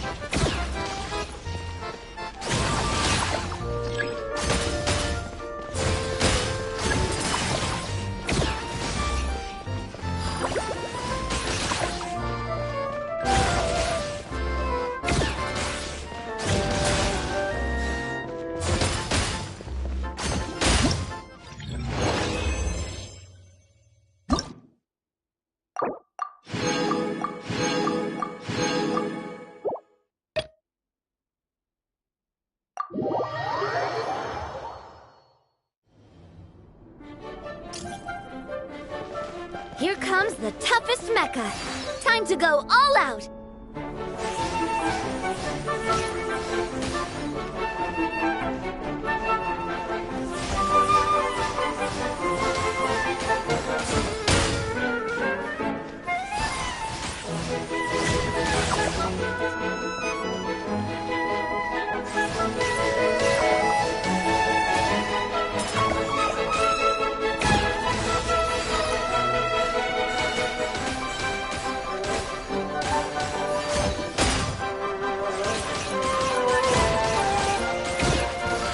Keep it together.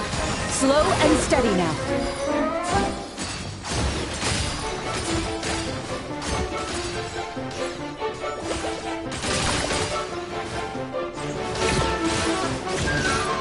I've activated a backup energy source for you. Keep at it!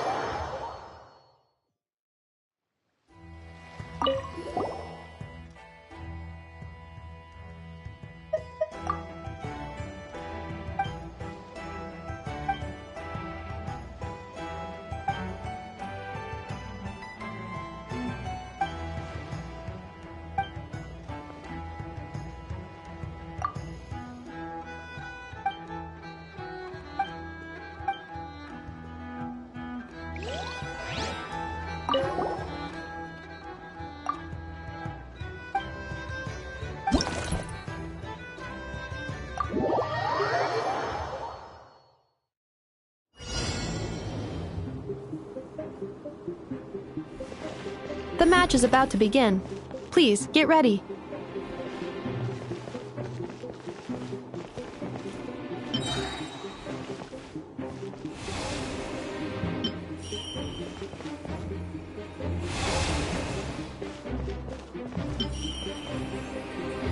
Two separate mechanical combinations like placing a cake atop a steak.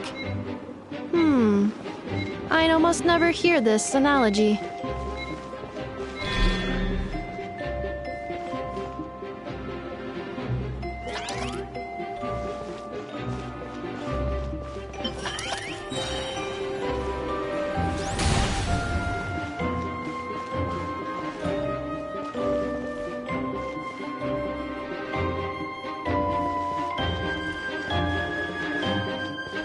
Well, it's been 2 days. Wonder how the investigation's going.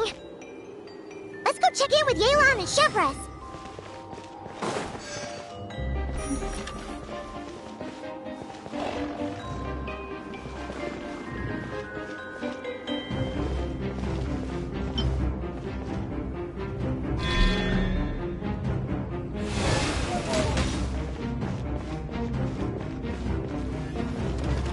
New attacking units have taken the field.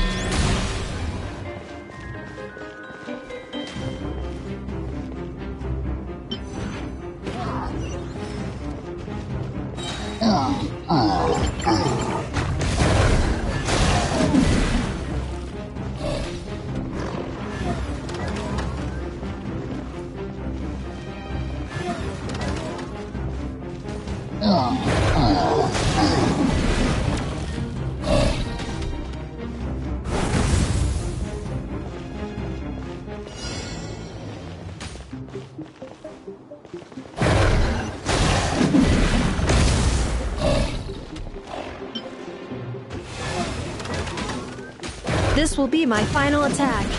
Ha, ha, ha.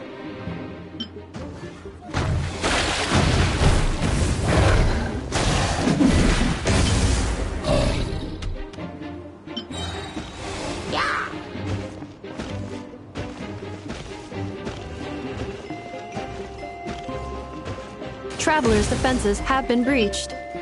I am quite good at this.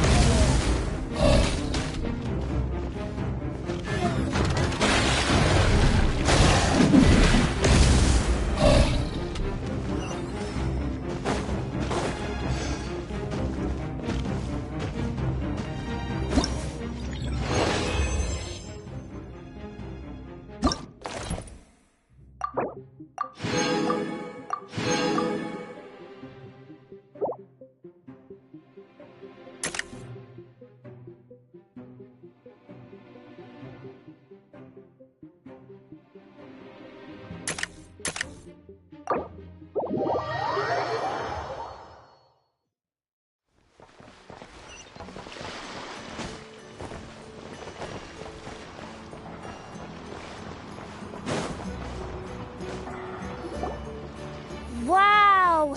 Can this launch blaster thing really shoot stuff from that far away? It does launch and blast things, but it's actually called a ballista. And yes, it can. But how does it stay on target? It uses a remote guidance system. But I'll let you in on a little secret. The upgraded version doesn't even need that. Can I give it a try? Oh, not a chance, kid. Can't have you hurting yourself. Believe me, this thing is even more powerful than it looks. Ask me again once you're older. Hey, Beto! What you up to? Oh, it's you two! I was just introducing our product to these discerning young customers. Paimon thought you were here for some, fishing? Wait, are these three? What? No, of course not. The kids were just curious, that's all. I'm sorry. Are these three preventing you from doing business? Let me get them out of your hair. Come on, time to go. Oh, do we have to? Don't sweat it. They were just curious. I'm happy to tell them more about it. No, we've taken up enough of your time already. Neb, don't bother people when they're trying to work, okay? Okay. It was no bother, I swear. In fact, once the expo is over, come find me on my ship, and I'll let you see the ballista in action. How does that sound? How much would it cost? Not a single mora. Really? It's a promise then, miss. Your vessel. It's a battleship, isn't it? Are you sure you should be bringing children on board? Why not? Whenever we're docked back in Liyue to pick up supplies, I always let the kids around the harbor come aboard to play, and boy, do they love it. If a kid from Liyue can do it, why not a kid from Sumeru? A battleship may as well be a giant playground to them. Is that so? I've heard that people in Liyue also turn gunpowder into explosive firecrackers and give them to children as toys. Perhaps only the kids back in your home country are lucky enough to look at a giant battleship and see a playground. If you're worried about safety, I can... No, I suppose I'm just envious. That's all. I'll be sure to bring them over if we get the chance. Seems like he really cares about those kids, huh? Anyway, what did you want to talk about? Oh, just wanted to ask how it's going with the top secret, fishing. Did you reel in the catch of the day yet? They're circling the hook just fine. Just waiting for a bite. Whoa! Where did you come from? Shh. Well, that just proves my point. Something like this would only see more use in Fontaine. Except you never find something like this for sale there. Better jump on the chance now before it's too late. Excuse me? He's coming this way! Steady now.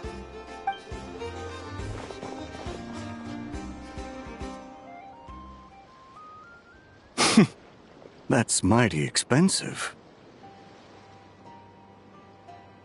Well, no one's forcing you to buy it. If you're not interested, you're free to move along. What? Come on, there's no rule saying we can't haggle. The Voynich Guild gets a cut of whatever I sell. Obviously, that's factored into the price. Don't like it? Take it up with them. Listen, I can tell this is something special. If you're willing to go a bit lower, I'm prepared to cut a huge deal. I know it's something special, so I plan on getting paid what it's worth. Perhaps there's a way we can both get what we want then. What are you implying? Well, Nod Cry's a big place. Surely this expo isn't the only place we can cut a deal. Oh? What would you say to working this out someplace else? Somewhere the guild can't get a cut? That means no guild protection either. What will I do if you run off without paying? Considering the giant sword you've got handy, if anyone's getting robbed, it'd be me, don't you think? Point is, we're both going out on a limb here. But the reward's worth the risk. Fine. Name a place. As a registered participant, though, I'm too close to the guild. If we don't want them catching on, I'll need to send a proxy. Smart thinking. Let's meet here, then.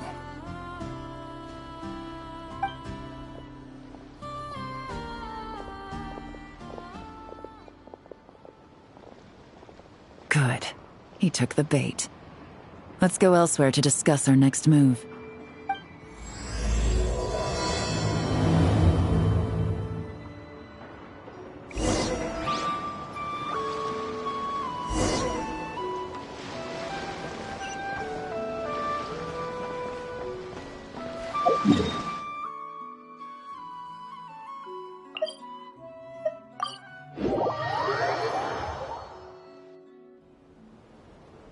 Captain Beto's hook was what got him in the end, huh? Oh, I didn't get a chance to show off how convincing I can. Navia. In real life, persuasion takes a lot more than a dice roll. I brought a product tailor-made for Fontaine because I thought the group's activities were limited to that area. Turns out, we're dealing with an international crime ring.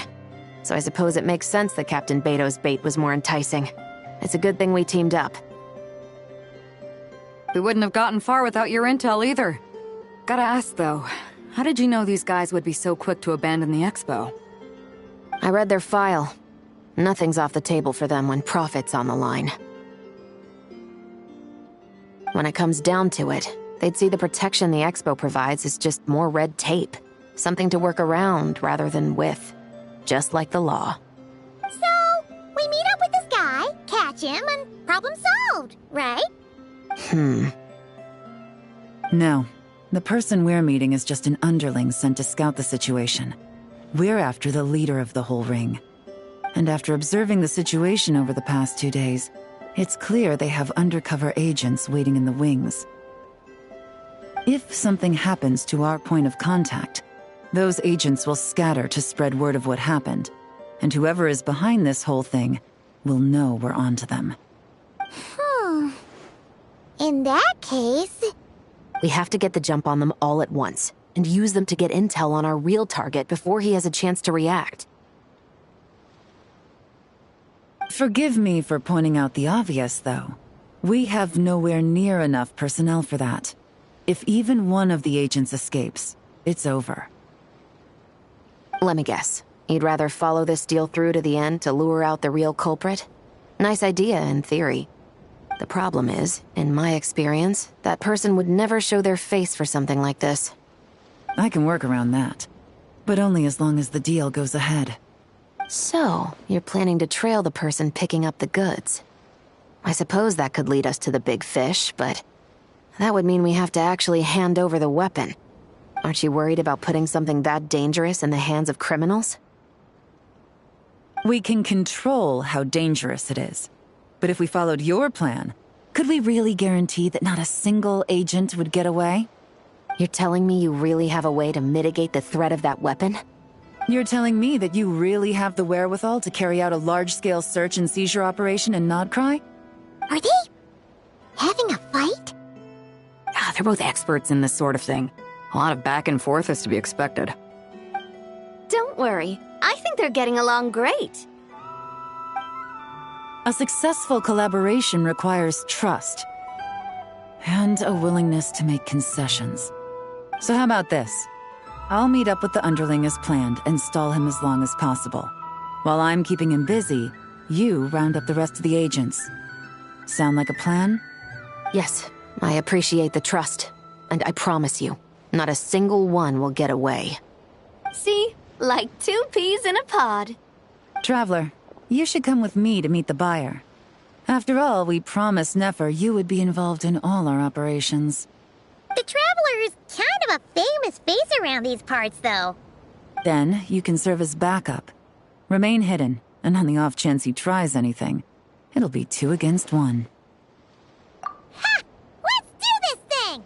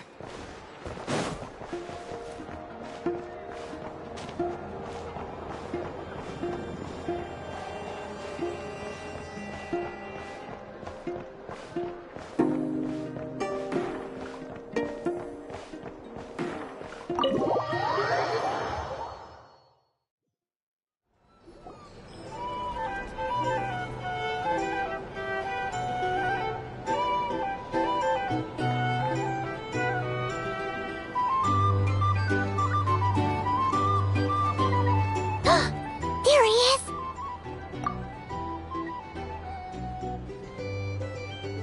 Oh, you really can't go lower? Best I can do is shave off the amount the guild was going to take. You're a tough nut to crack. How do you plan to deliver the goods? Depends on what you need. You don't look like you're from around these parts. So I'm guessing you need sea transport? Yes, but there are a lot of eyes on the port. It would be better to dismantle the product and transport the components in crates. That might be tricky. If you're worried about getting caught, then let's bypass the port entirely. We can launch from a secluded shoreline and use our own boat for transport. Sorry. But I'd still prefer to have it dismantled and stored in regular crates. Ah, I'm guessing the port of arrival is where you resell the goods? You want it hidden in unassuming cargo crates, because you operate right out in the open. Most of the weapons have come in through Yilong Wharf or Lumiduce Harbor, so that seems to check out. What are you trying to say? Nothing. Just connecting some dots. I think we're done here.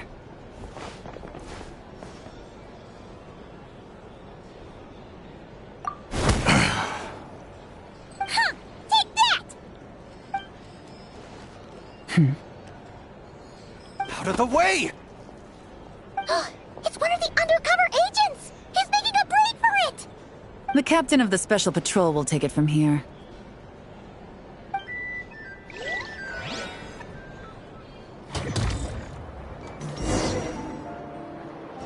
One just popped up. Looks like the one on the surface has been subdued. There are children around. I have to avoid bloodshed. Trying to escape? Allow me to show you the way!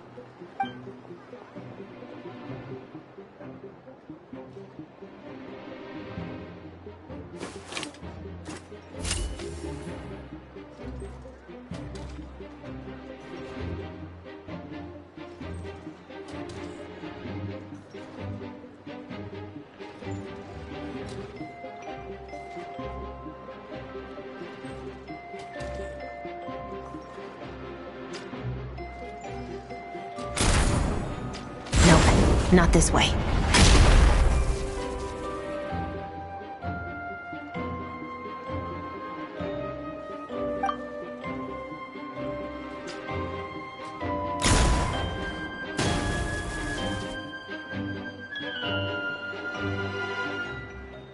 Had enough? Then turn around!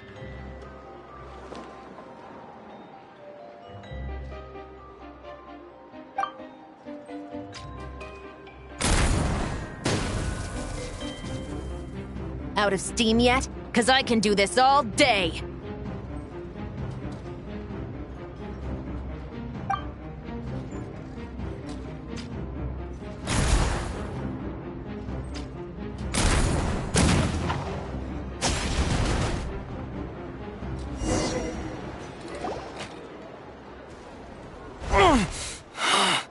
My leg!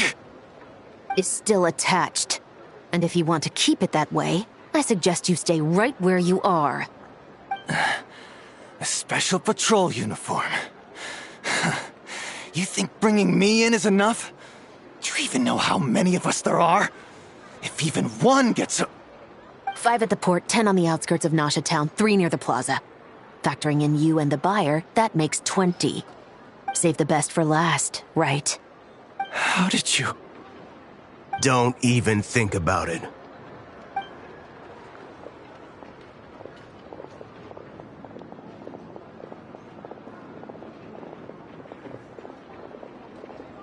Well done, everyone. We appreciate the assist. The boss sends her thanks.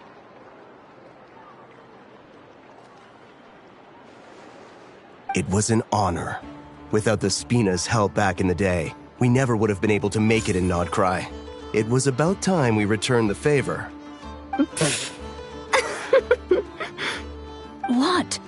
I needed to make you seem intimidating to get these local gangs on our side. We've been over this. Yeah, I know. But hearing you call me boss will never not be hilarious.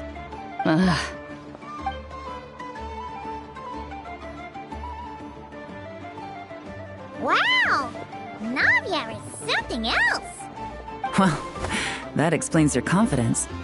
I had no idea the Spina di Rosula could mobilize these kinds of numbers outside of Fontaine. This Navia has quite a few tricks up her sleeve. No trade expo rules were broken either. Even if Nefer saw it all unfold herself, we still wouldn't need to explain a thing. Except for the guild's broken signboard, I would imagine. It was an unavoidable sacrifice. At any rate, I suppose the next step is to get these birds to sing. Should be an easy job. The Maison Gardiennage has a reputation for highly effective interrogation tactics. And if that doesn't work, I've heard that spies from Liyue have their ways of making people talk as well. Yes, that means the operation was a success, right? So far. Once we get someone to reveal who the mastermind behind all this is, that's when the real work begins. I'm sure that person is in hiding somewhere far removed from the expo. But as far as our deal with the curatorium goes, I think that's a wrap. Shouldn't we update Nefer then? First, we need to figure out what we can learn from these agents. We'll be in touch once we have the information. Then we can head to the curatorium together.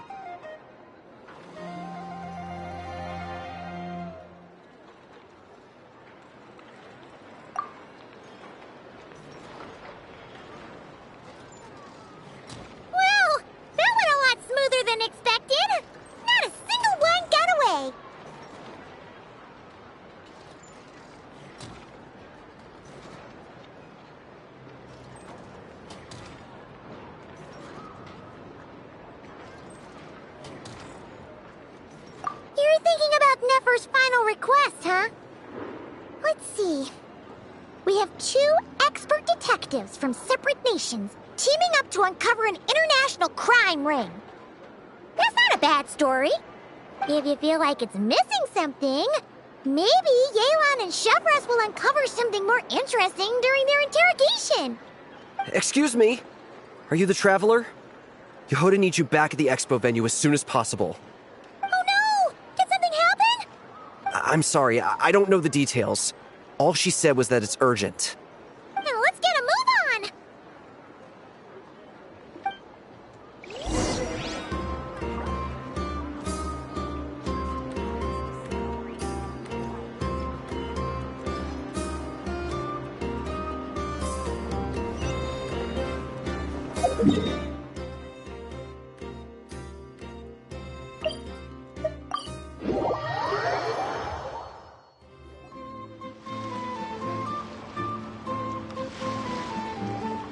Either I throw the guild under the bus, or I get on the bad side of a terrifying merc captain.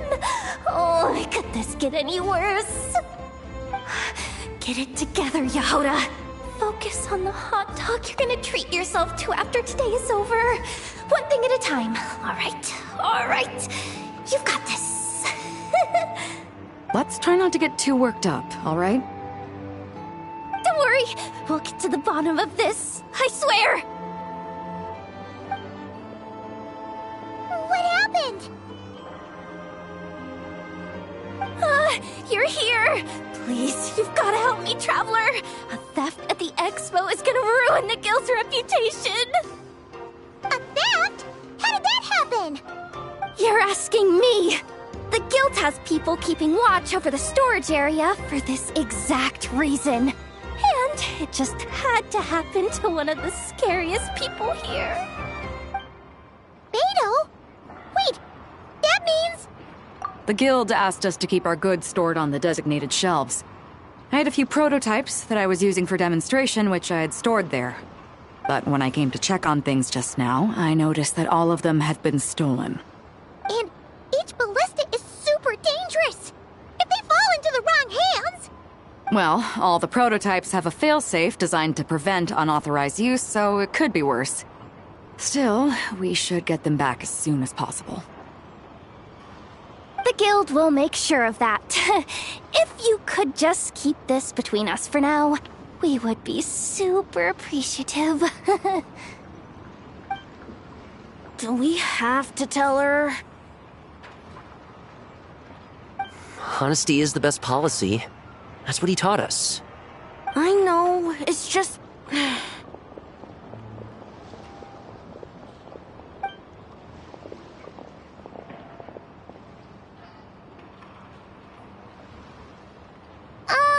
Miss Yehuda... What are you three doing here? There's something you want to tell me, isn't there? Well, Neb's been obsessed with the ballistas ever since we got here. That's why Uncle Ashfapati told us to come see your booth. It seemed like he was interested in them too, because he even told us what parameters to ask about. Ever since this morning, we haven't been able to reach him. We wanted to ask Miss Yehuda for help, but then we heard about the ballistas being stolen. And? I don't think Uncle Ashfapati would do something like that, but... Ashfapati works for the guild. He has access to the storage warehouse, so he could get inside without the guards getting suspicious. Wait, so now it's an inside job? Oh, jeez! The guild is never gonna recover from this! He made those toys the kids were selling, right? They don't look like much on the outside, but I bet they're hiding some serious tech. If he's a tech guy, those failsafes I mentioned might not have our backs after all. So, this just went from bad to worse. Oh, uh-oh. Could be. I mean, let's put it this way. There aren't a whole lot of people that could manage to stay off Yelan's radar. Why don't you take these kids to the curatorium and see what you can learn? I've got things covered here. Got it! Hold up. We can't hold these kids responsible, though. Right? No, of course not, but... how do we explain this? You want to look out for these kids, don't you? I promised I would. Besides, they're innocent in all this. Good, because I'm looking out for them too. That's why I want to find their uncle as soon as possible. No matter what he did or didn't do, it's worse for them if he's missing. Guess we're on the same page then. Take these kids to the curatorium. I'll update Yelan and tell her to meet you there. Will do!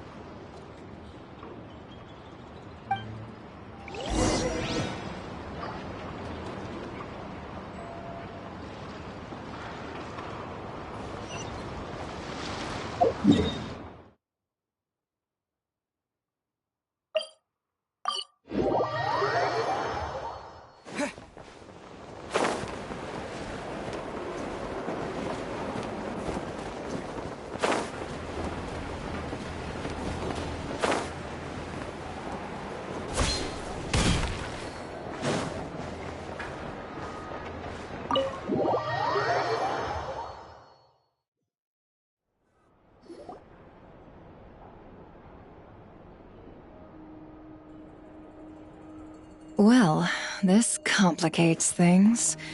Here I was hoping the trouble would start and end with you two. But no matter.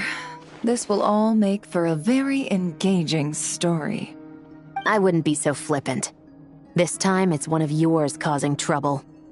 I'm starting to wonder if all those agents we captured were just a distraction, so the real culprit could make their move. It's all still up in the air right now. What can you three tell us about Ashvapati? Uncle Ashvapati isn't our real uncle, but he is our guardian. He adopted us when we were little. He told us we all came from the same band of eremites in the desert, but apparently, we're the only ones left. We've been traveling from place to place with him for as long as I can remember. We got to Nagcry not too long ago. Their eyes.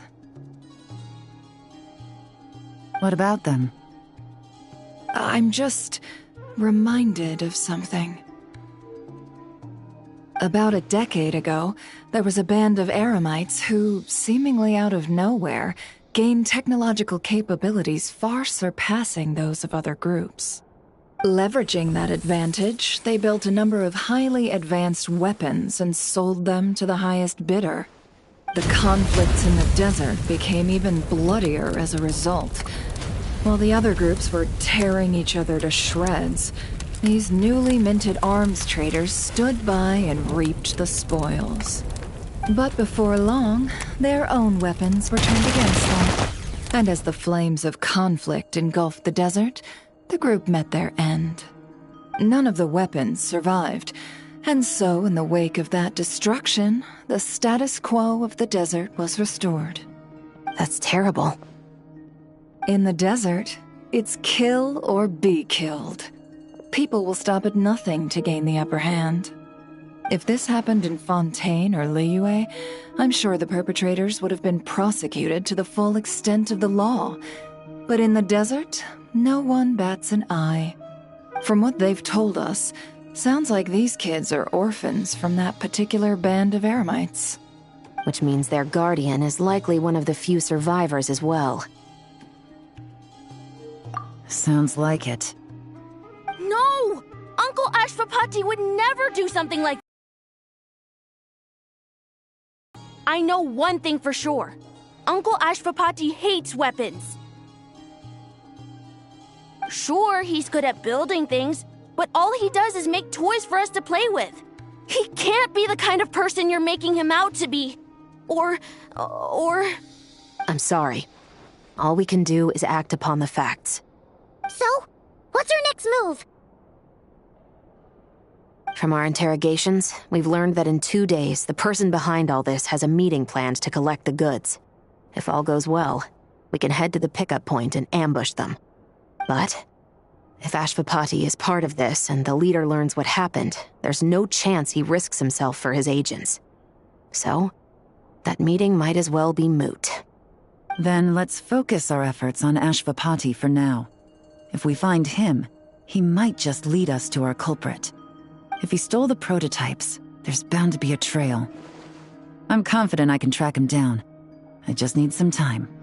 What can I do to help? I work best in the shadows. The more people involved, the harder it is to operate. As soon as I've got a location, though, he's all yours. You let me handle the search, and I'll let the special patrol handle the seizure. That does sound like the most feasible plan. I'll be waiting for the good news. Seizure? Hey! Don't worry too much right now. The most important thing is that we find your uncle. The rest can wait. Okay. Looks like I'll need to enlist your services for a bit longer, Traveler.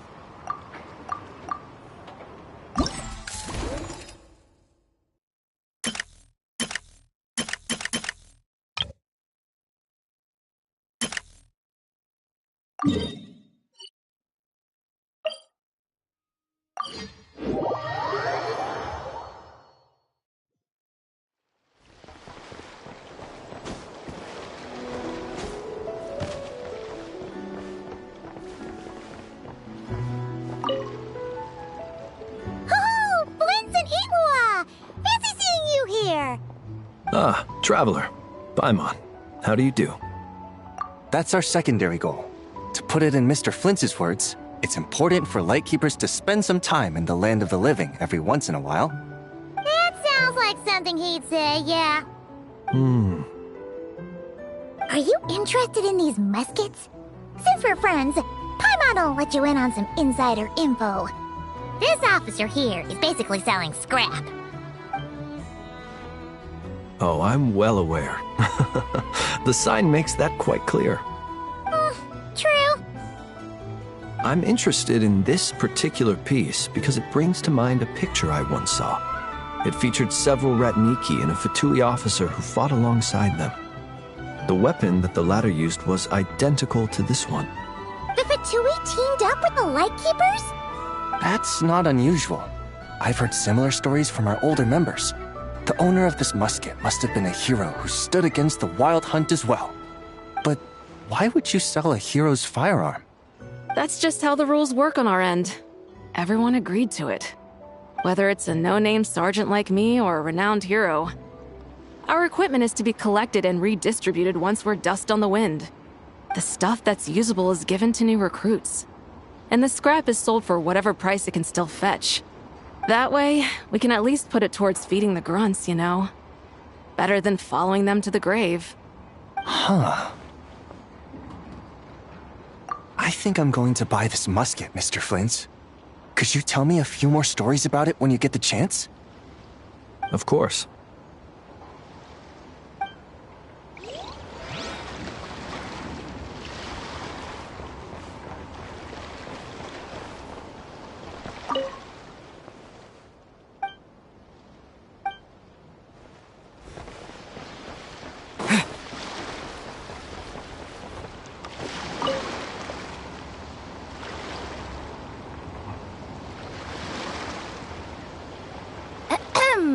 So what's the situation in need of mediation? This person's been glaring daggers at me from behind since she arrived. Hey, you! I'm a member of the Fruity Order, you hear? What a coincidence. So am I. Wait, really? I first encountered the humor and intelligence of trendy Zaytun Peach in the New Tide anthology. Then I heard the legend of intrepid Valberry while I was in the Fortress of Meripede. The more I heard about your order, the more it drew me in. I've been searching for so long, but I was never able to find an actual member. So when I heard that the Nodcry Trade Expo was being held again, I applied under your name. And now, I finally get to meet you. It's those idiots. Stirring up trouble again, huh? So what I'm getting is that this guy's an imposter?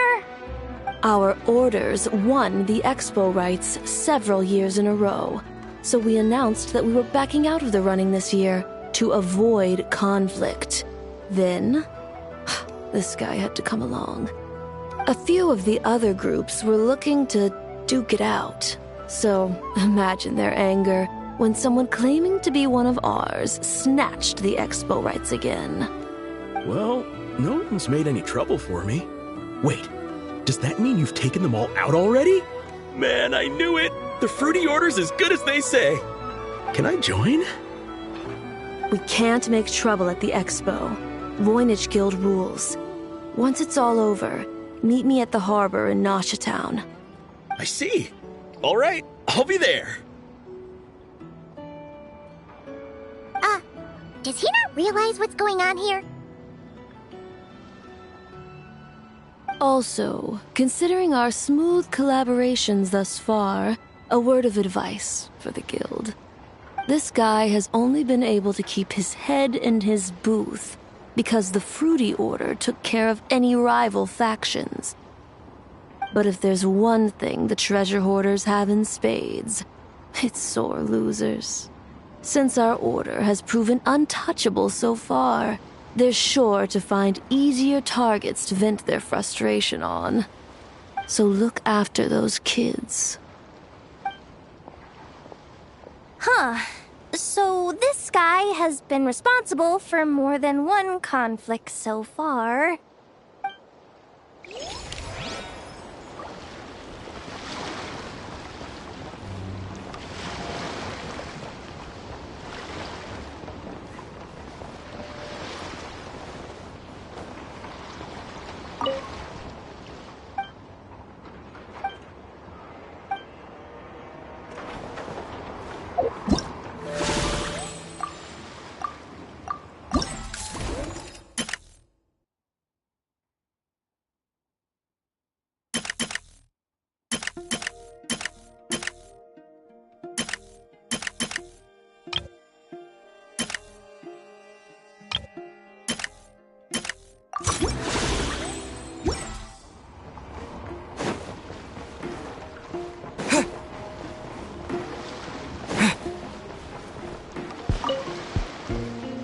What do you think?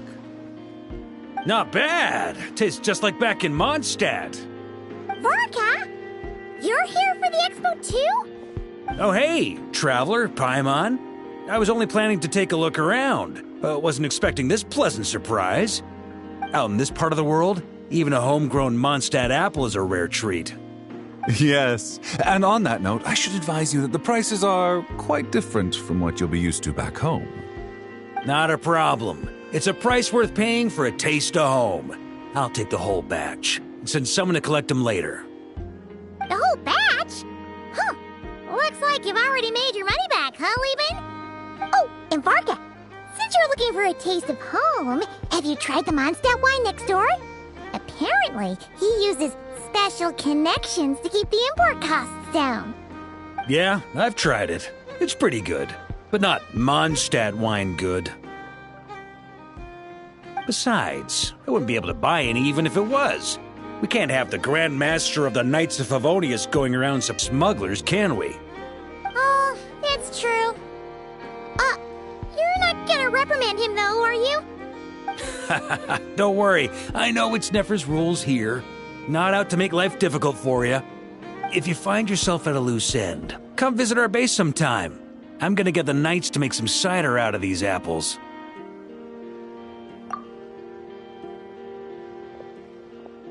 You're as generous as they say, Grandmaster. Looks like you finally made some real profit. Hey, don't make me sound so incompetent. Though I'll admit, I wasn't expecting to make my money back quite so quickly. Now I can start thinking seriously about my next venture.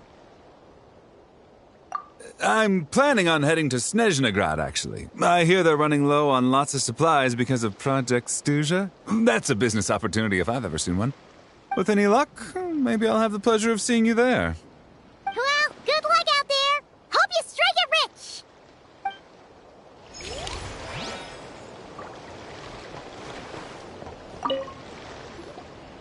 I can't believe you came all this way to investigate me. Still, as a member of this expo, I'm protected by the Voynich Guild. There's nothing you can do to stop me. I know. That's why I'll be taking this up with them directly. It's been a while.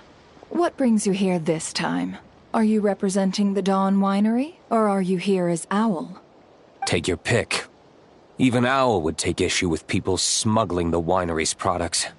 I understand, but please be assured that I would never pit the rules of the Voynich Guild against the interests of the Dawn Winery. Our long-standing collaboration is far too valuable to me for that. No faction exists in Nodcry that can impose their will on everyone else. The rules we have now are a result of the tug-of-war between them all. In any case, I only allowed this gentleman to sell his so-called Dawn Winery vintage here because I'm confident that it poses no threat to our collaboration.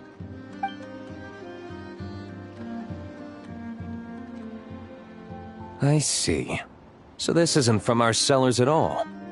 It's not even from Mondstadt. You... I'm guessing you learned a few of our winemaking techniques, then brewed your own liquor using local ingredients from Nodcry. Imitations like these are no threat to our business. Oh, just you watch. One day, my wine will leave the Dawn Winery in the dust! I'll grant that your wine is a perfectly palatable product. But the fact that you didn't dare to sell it without attaching our name to it speaks volumes. That alone tells me that I'll never need to worry about any serious competition from you. Leaving so soon? Can't I persuade you to come to the Curatorium of Secrets for some tea with me and your two old friends? Hey there! It sounded like you were were discussing some pretty serious business, so Paimon didn't want to interrupt. I'm afraid I'll have to decline. That's a shame. Next time you're back in Mondstadt, pay a visit to the Angel's Share. At least there, I can offer you a genuine Dawn Winery vintage.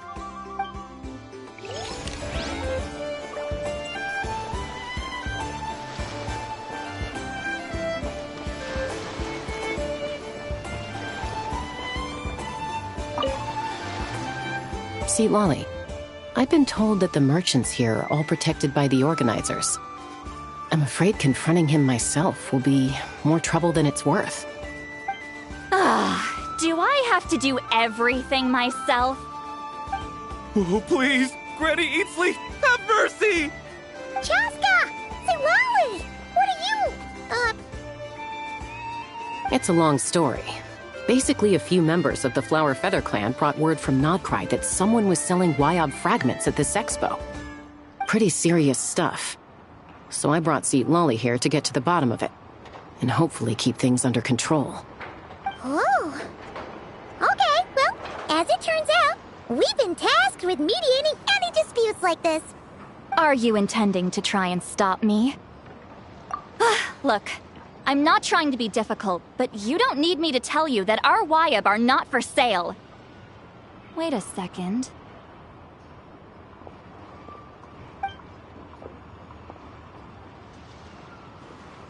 This is just a shard of a Wyob pillar. And its power is long gone, so it no longer has any connection whatsoever to the Wyob. So, tell me, how much did they pay you to ship these out of Natlan? About 800,000 more apiece. What? Apparently, people outside of Natlan don't know all that much about our culture. Some people take one look at those pillars and start bragging that they found a Wyob fragment. I didn't want to correct them, because that way I could drum up the price. Ugh, forget it. Since you asked me so nicely, I'll let him stay here until the expo's over. No point making a mountain out of a molehill. Oh, thank you, Granny Eatsley. Oh, don't start thinking you're off the hook. Once this is over, you're going straight to Biram to face the music. Oh.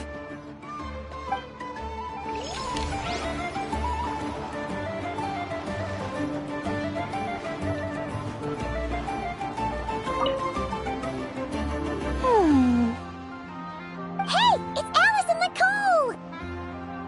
Why, hello, Traveler and Paimon. Oh, quite the opposite. I'm her supplier. Nicole came up with a delightful new pricing method recently, which I've asked dear Dory to try out. We're here today to see how it's all going. What sort of pricing method is that? Curious? Well, allow me to explain. Instead of an amount of more, you collect courage, kindness, or happiness from the buyer. The key is to make people realize they don't have to be rich. With an excellence of character, even the treasures of the Hexen Circle are within your reach. Kinda like a Seelie guiding intrepid adventurers through various tribulations until they claim their prize.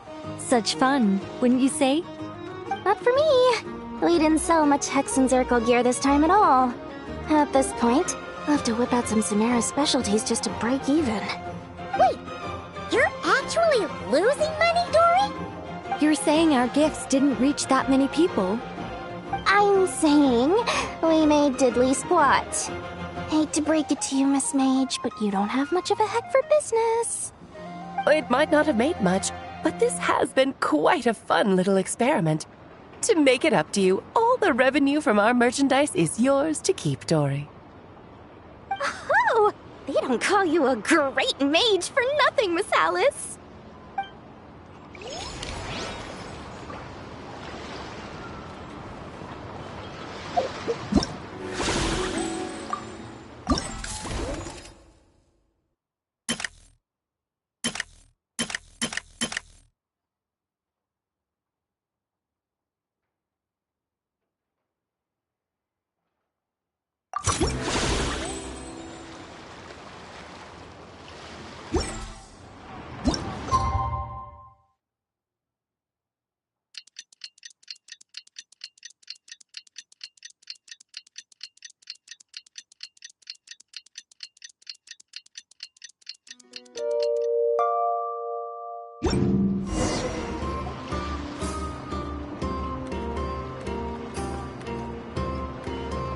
Took me a bit longer than I expected, but I found where he's hiding. Let me just be sure of one thing. We're dealing with someone who has extremely dangerous weaponry in his hands. If it comes to it, are you prepared to handle the worst-case scenario? Absolutely. You just need to trust us, just like we trusted you earlier. Yeah, we've got this. My crew's already locked and loaded. I'll take you at your word. I know you said you wanted to keep this operation small, but I still thought you could use some backup. So, I chose a few promising young Spina members to help out. Clarande and I have got things covered at the expo. Yes, we're ready to roll then. Now that you're here, I guess we can get this show on the road. Wait! I'm sorry, you can't come with us. You need to stay at the expo like we agreed. It's for your own safety.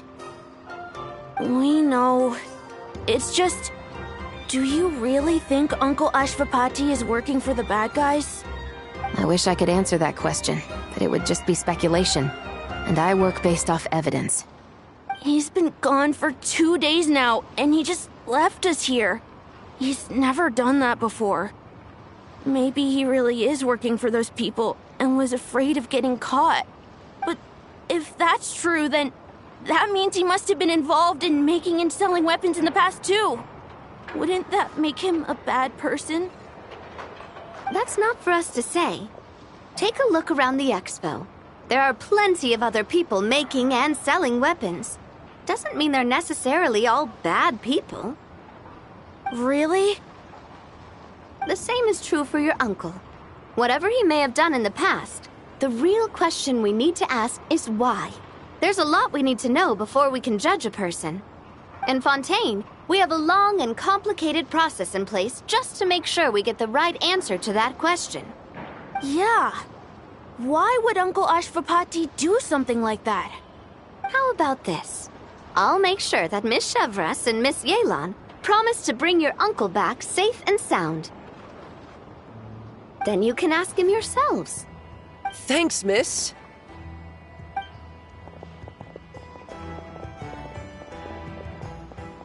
This situation is complicated and unpredictable. Isn't it a bit early to be making those kinds of promises? It's all right. We're prepared for whatever we might face. Regardless, it's a promise we have to keep. After all, when the children get their answer, it will shape their understanding of what justice means. Then, let's all do our part to make sure this ends as well as it possibly can.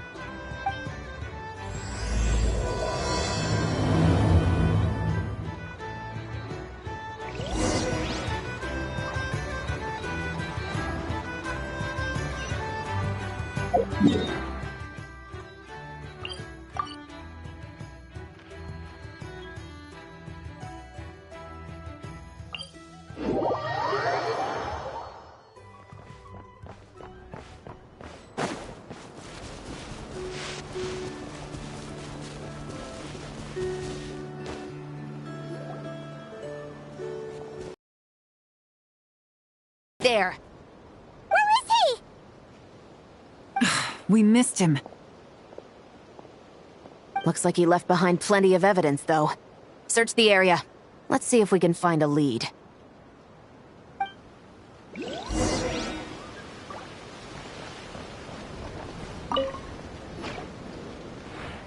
These records look suspiciously familiar.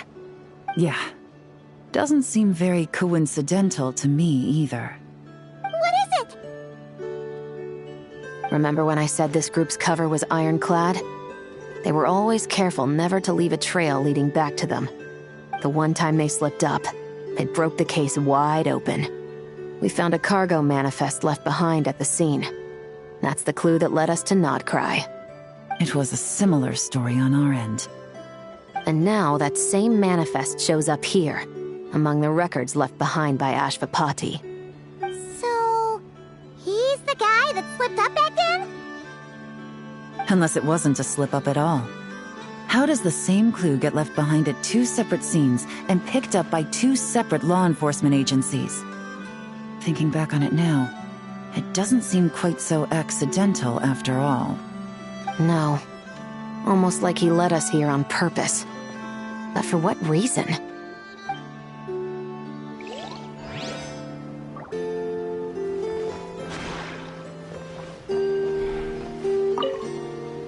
Search the area. Let's see if we can find a lead. Strange. Did he lead us here on purpose?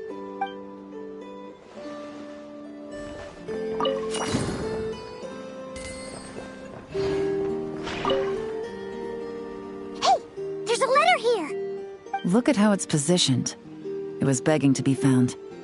I think it might be for us. You think he knew we would come here? If he did, he's a more impressive opponent than I anticipated. Let's keep going. We can read it together when we debrief.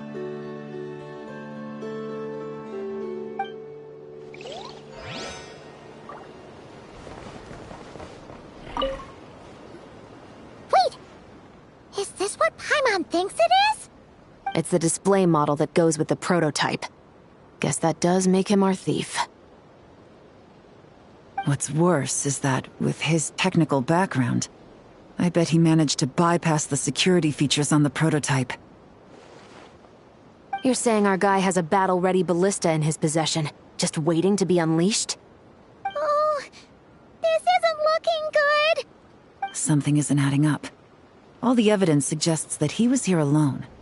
Which begs the question, why would he unlock the ballista's features before even meeting up with his boss? That's a question for another time. We need to focus on where he's going next. This situation seems more complicated than we imagined. It looks like Ashvapati does have a connection to our criminal gang, but it might not be what we thought at first. You don't think he's working for them? Unlikely. He lured us to Nodcry, prepared those weapons on his own, deliberately put us on his trail. This is looking more and more like the work of an independent actor. Well, if we want to get to the bottom of this, he's still our best lead. That would seem to be our last remaining clue. Let's do it.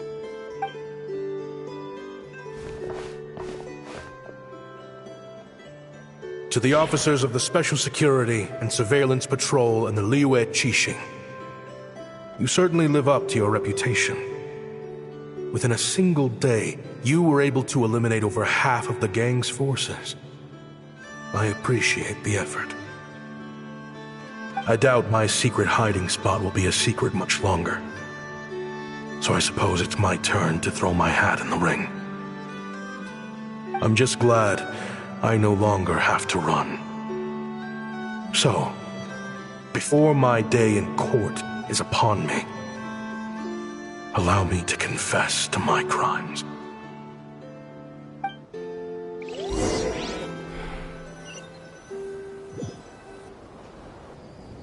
It all started with a Kashara War researcher, expelled from the academia for violating a taboo. He had dedicated his life to the pursuit of knowledge. But when he found himself in the desert, it wasn't even worth a pail of water to quench his thirst.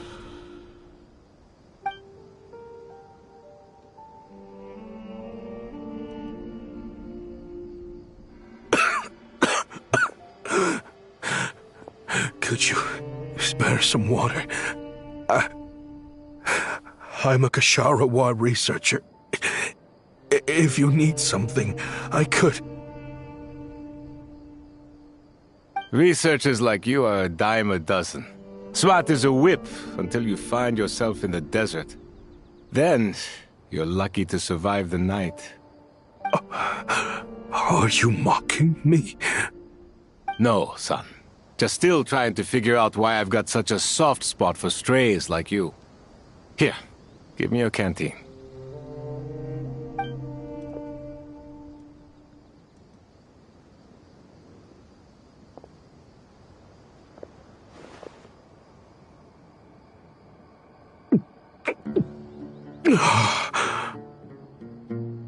You got somewhere to go? Not really. Thanks to this water, though. At least I can rule out the bottom of a vulture's stomach. Now you're talking like desert folk. You could always join my band of misfits. What would I do? Gather food, guard our water source, just like everyone else I've taken in. Of course, if you have something you're good at, you're welcome to show it off. Every little bit helps. All I know is... weapons. Weapons? Yeah. I love studying them. Big and powerful ones, small and deadly ones, old ones, new ones. I believe the essence of Ksharawar research is embodied in weaponry, and the pursuit of this kind of technology is what pushes the world forward. My lifelong goal has always been to become a foremost expert on all kinds of weapons, so I can invent even more advanced ones. So I might have borrowed a few sensitive techs without permission, but you see the vision, right? The higher-ups in the academia just didn't understand. The academia could have 1,001 reasons for exiling you out here, and it still wouldn't matter to me, son. All I care about is what this specialty of yours can do for us. I can help upgrade your weaponry. That should come in handy in a dangerous place like the desert, surely.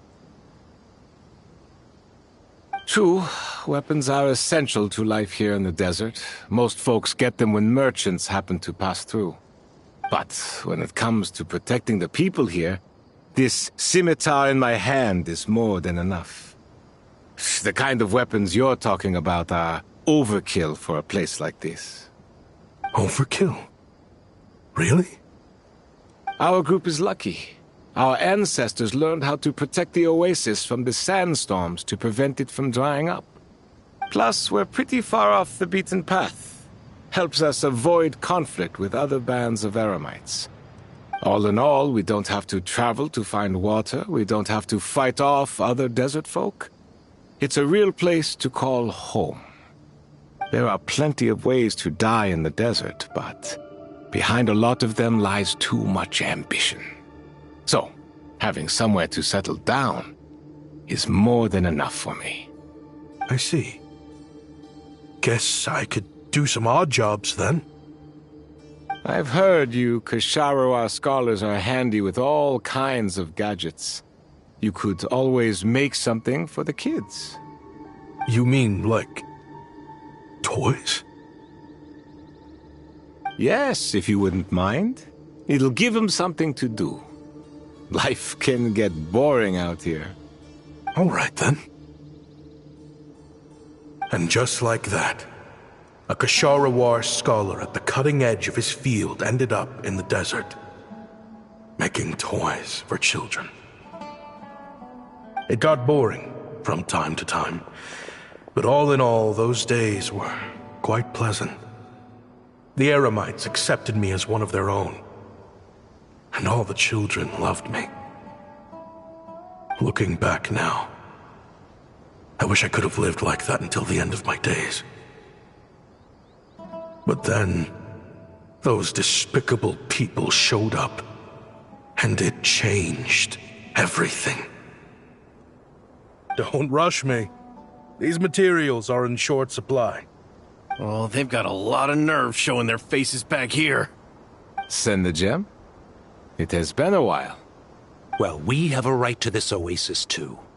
Our ancestors were part of the group that discovered it. You hated this place. After that giant sandstorm when everyone else was trying to figure out how to help, you got out of Dodge the first chance you could get. Because I knew better than to be stubborn. Stay in one place too long around here, and it might just be your grave. You abandoned this place. If we'd done the same, the oasis wouldn't even exist anymore. You gave up your right to be here a long time ago. I heard they joined another band of Eremites after leaving us, but got kicked out. I bet they're only crawling back to us now because they've got nowhere else to go. Chief, should we drive him off? I'd like to see you try. I'm warning you. You won't get rid of us that easily. Leave them be. This oasis has always been big enough to sustain more than one group of people. It's not worth spilling blood over. All that matters is keeping the people here safe.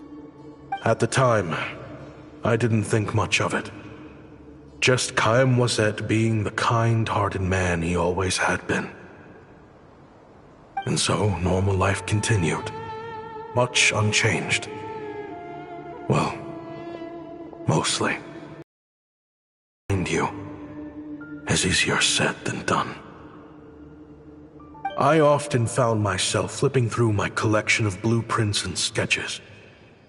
The ruin drakes, scattered around Sumeru, were of particular interest to me. As far as I knew, no one had been able to analyze or reproduce the technology within those mechanisms. But I was able to design a kind of lure to bait them into attacking a specific target, in effect, turning them into a weapon. Somehow, the new arrivals at the Oasis must have caught wind of it, because they soon started taking an interest in me. Hope you don't mind me asking, but is that a weapon you're researching? I do mind, actually. It's none of your business. Rumor is you used to be a researcher at the Academia. All that knowledge going to waste out here in the sticks. What a shame. What do you want? I want to team up. The rules and red tape that got you kicked out of the Academia, they don't exist in the desert. You could take this research to the next level. As things stand, all you've got is a blueprint and a pipe dream. But what if you had access to the right funds and materials? What are you suggesting? Me and my men can get you what you need. In return, all you gotta do is bring this sketch to life. We've always had a good eye for business. Just never the right product. But this thing right here, the different bands of Eremites are gonna shell out Mora left and right to get their hands on it. You want to sell it? It's a win-win. You provide the goods, and I earn enough Mora from these people to fund the research of your dreams. I don't know. I understand what you're worried about, but listen, it won't come back to bite the people here. These people don't think bigger than this place. They don't get involved in conflict. I mean, come on. Their biggest enemy is the weather. You've made a bad name for yourself around here. I don't want any part in this. Well, it's your choice. But it could be the last meaningful choice you ever get in life. So I'll ask you again. Do you want to finally develop the weapons you've been dreaming of and realize your academic ambitions? Or do you want to stay here building toys for kids? How I wish I'd made the right choice back then. Yeah, we increased our prices. What about it? You gonna back out? So, you're really as money hungry as they all say, huh? Cash is king. That's just business. Fine. I'm done. I want out. What are you talking about? We're making bank here. I know what the weapons have been used for, and I refuse to be an accomplice to all this any longer. An accomplice? Listen, that's got nothing to do with us. People would be at each other's throats with or without our weapons. So they die to a machine instead of a scimitar. What difference does it make?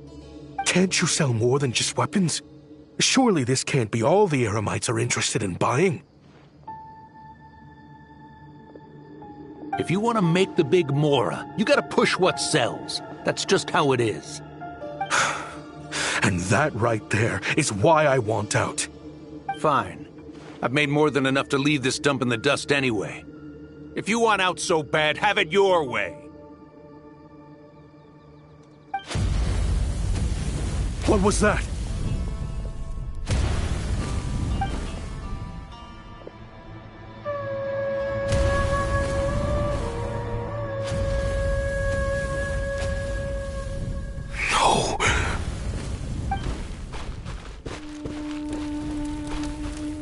Kaim was it?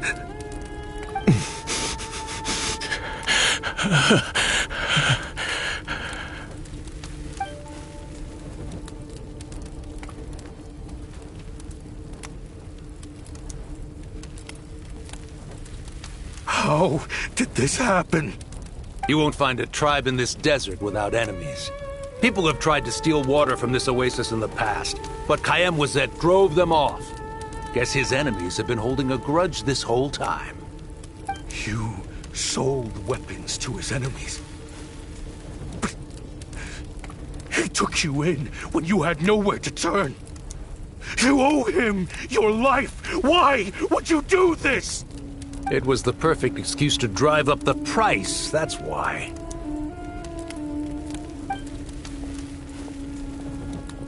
It was only later that I found out.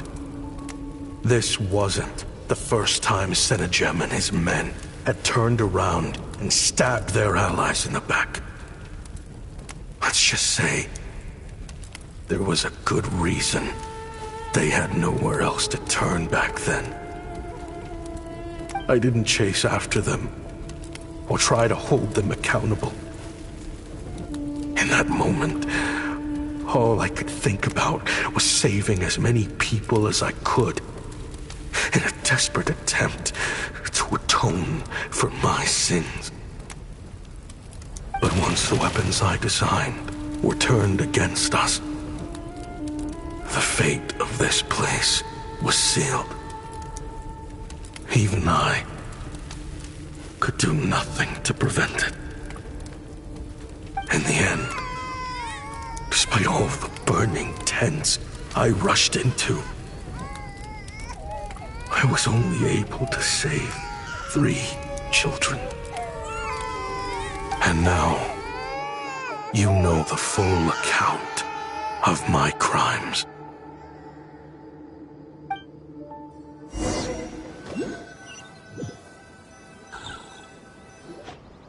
I've been raising them ever since, while attempting to hunt down the men who made them orphans in the first place. This confession is for the kids to read, too. So, I hope you'll pass it along to them. They deserve to know the full truth of what happened. I know I'm in no position to make requests, but please, help them find loving parents to take them in. Above all else, they deserve a true family. Back then, I failed to see this through to the end. But I won't make that mistake again. Jeez, if this is true... He's after the same target as us. And he's out for revenge. He even lured us to Nodcry to help him get it. I think I know what he's planning to do with those ballistas now. If I'm right, this doesn't bode well. Then we need to find him ASAP! It sounds like he's about to do something super dangerous. But we promised the kids we'd bring him back safe. I can't just let him get rid of our target either. This crime ring runs deep. There are still many other conspirators we need to track down. Oh? You got something? He knew we'd be out of the picture investigating this place. I think he decided to spring the trap that we set up. Oh, snap. He's not working for them, so our original plan could have worked all along. The meeting will be happening any time now. Quick, we need to head to the rendezvous point.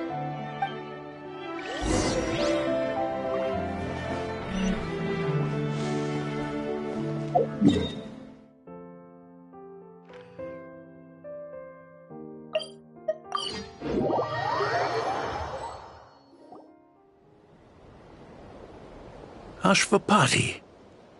It's been a while, Senegem. Over a decade, at least. How did you find this place? All these years. And the signal you use for the meetup point still hasn't changed. All I had to do was pose as your point of contact and fish a time and date out of that scout you sent. Useless bunch of idiots. Just wait until my backup gets here. Oh, I think that might take a while. The Fontaine and Liyue authorities have your men locked down tight. Every last one. No. There's no way the cops could have known we'd be here. Unless, of course, someone deliberately left a trail of clues, leading them straight to the expo. That would be a different story, now wouldn't it? If they hadn't taken your agents out of the equation, I doubt I would have been able to lure you here. So now what? You gonna turn me in, too? No. The authorities can have your men. But you're mine. Is that Fatui tech? Looks like your skills are as good as ever.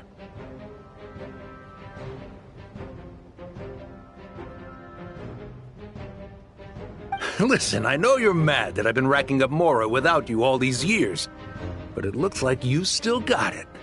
If you want back in, we can work something out. After everything that happened, what makes you think I would want back in? Because what's the alternative? You're not here for revenge, are you? After Kayemwazet took you in, you really convinced yourself you were one of them, huh? What you should have learned is that banking on loyalty and belonging is a losing hand. Better to cash out before you're in the hole. In the desert, my people live by one rule and one rule alone. The last laugh doesn't go to the righteous. It belongs to the one who knows how to cut their losses. Just look at me. When there's Mora to be earned in the desert, I'm a desert folk. When the opportunities in Fontaine are sweeter, I'm a Fontanian. You think everyone is as much of a lowlife as you? A lowlife? There's nothing Mora can't buy, Ashvapati. That includes prestige. You're talking to a renowned Fontanian philanthropist who lives in the Vasari Passage and spends his days going from one grand banquet to the next. Nobody who counts would dare call me a lowlife. Are you done? Clearly there's no reasoning with you. Fine. Have it your way. But if you want me dead so bad, why'd you come to face me alone? That wasn't the wisest decision now, was it? Oh, don't you worry. I brought plenty of firepower with me. You could have brought a whole army for all I care. These weapons will bury every last one of you!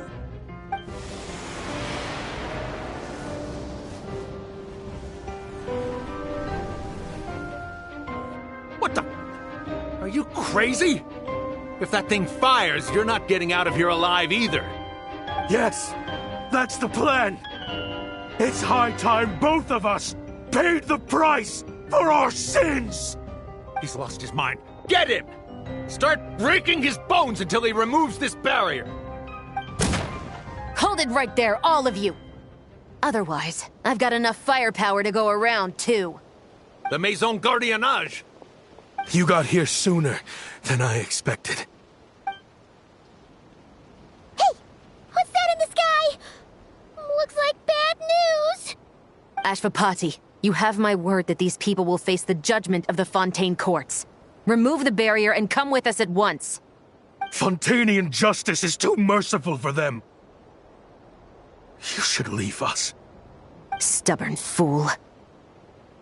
I don't deserve them. I have to atone for the things I've done. What is it you feel you need to atone for? Weapons research? You're from Liyue, right? Your ancestors were the first people to master the recipe for gunpowder. And yet, they turned it into fireworks and firecrackers that even children could play with. Surely, it's choices like that which make Liyue what it is today. I hear that it's a very peaceful place to live for the most part. But me? I chose to use my research skills to create weapons of war that brought death to countless people and destroyed the only home those kids had. That's why I have to atone. Because I have blood on my hands. Sounds like you don't know as much as you think about fireworks. They might be harmless fun in this day and age, but they started out as weapons too, you know. What? That's right. Fireworks and firecrackers were originally developed for use as weapons. They needed something a little more powerful than usual for purging evil forces and scaring off wild beasts. Over time, evil spirits learned to fear the sight of flames, and the beasts retreated into the mountains. That's when people started repurposing fireworks for entertainment purposes. The peace we enjoy today isn't because we chose to make toys instead of weapons. The weapons are what secured us the peace in the first place. Only then did we have the luxury of choosing to turn them into toys instead. It's people, not weapons, that commit acts of evil. And when people are as bent on destruction as the evil forces and beasts faced by our forebears, whatever tools they have at their disposal end up as weapons. Time is running out. Please. Leave while you still can. Relax.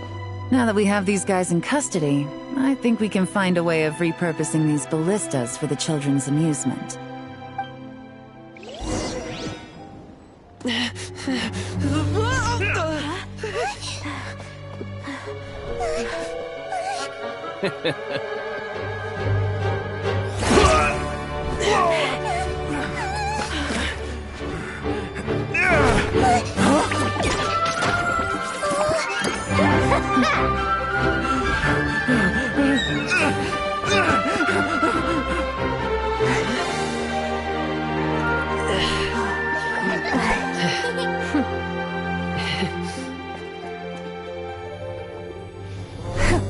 I knew they were looking for trouble, but they messed with the wrong manager.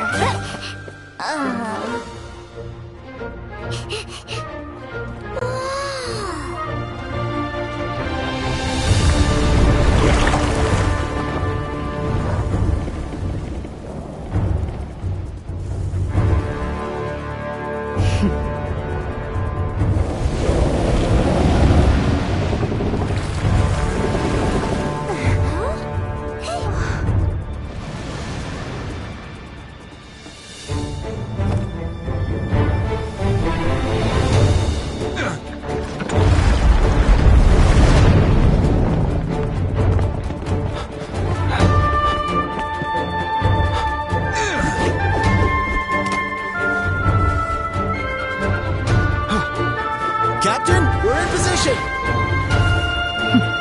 Prepare to intersect! On my signal!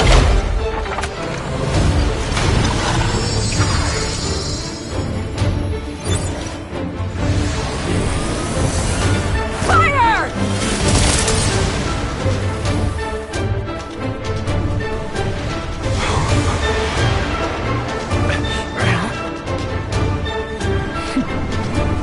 But how?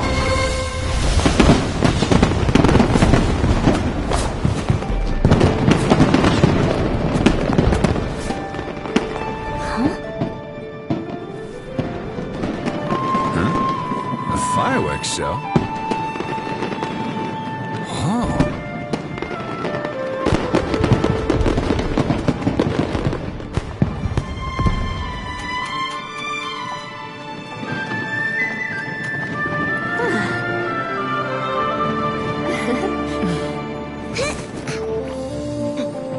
Recording mode on.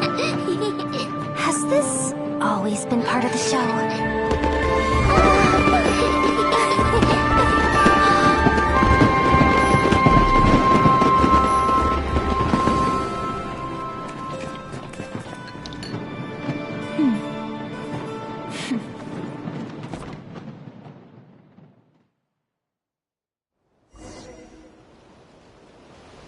No funny business!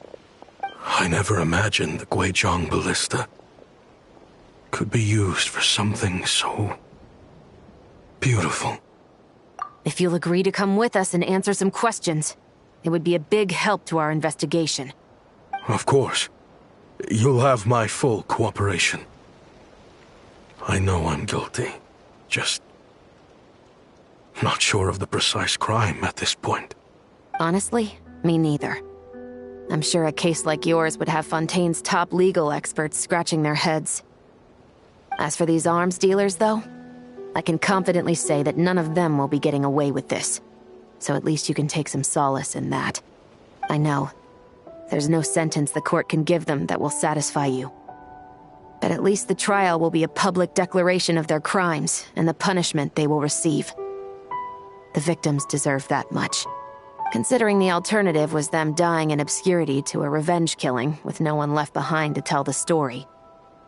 This looks more like real justice to me. I guess you're right.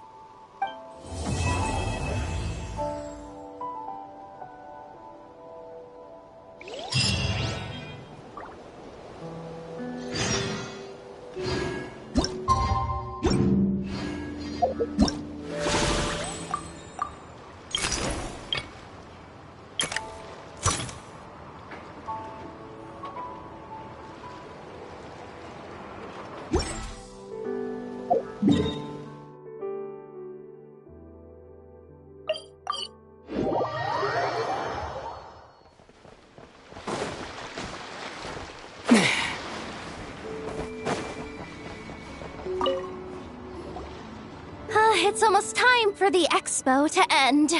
I'm asking for half a month's leave once we wrap this up. Finally got time to relax, huh, Yehoda?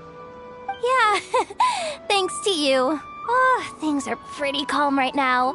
Should be smooth sailing from here on out. Sorry, but I've got a problem over here. Same here. Yehoda! You just jinxed it! Someone made off with a batch of my goods using the goods first, pay later method. I thought the guild was the guarantor, but then I went to redeem my money and no dice. The same thing happened to me. Goods first, pay later? That convenience is for exhibitors only. It works because their goods stored in the warehouse can be used as collateral. The buyer did have guild-supplied certification. In that case, he's one of you. Pick him out of the crowd and we're good to go. The person I talked to was a tall, thin young man, but I don't see him here. The one who bought from me was on the chubbier side. And nope, no sign of him either.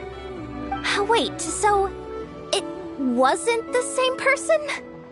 Miss Yehoda, we need help! Ati went into town a while back and we haven't heard from him. What? Why would he do that? He wanted to use the mora we got from our exhibit to buy everyone a little something in return for looking out for us. So he headed out alone. Gods, this kid... Wait, did he have your certification from the guild with him? Yeah, he's our older brother, so he's in charge of all that stuff.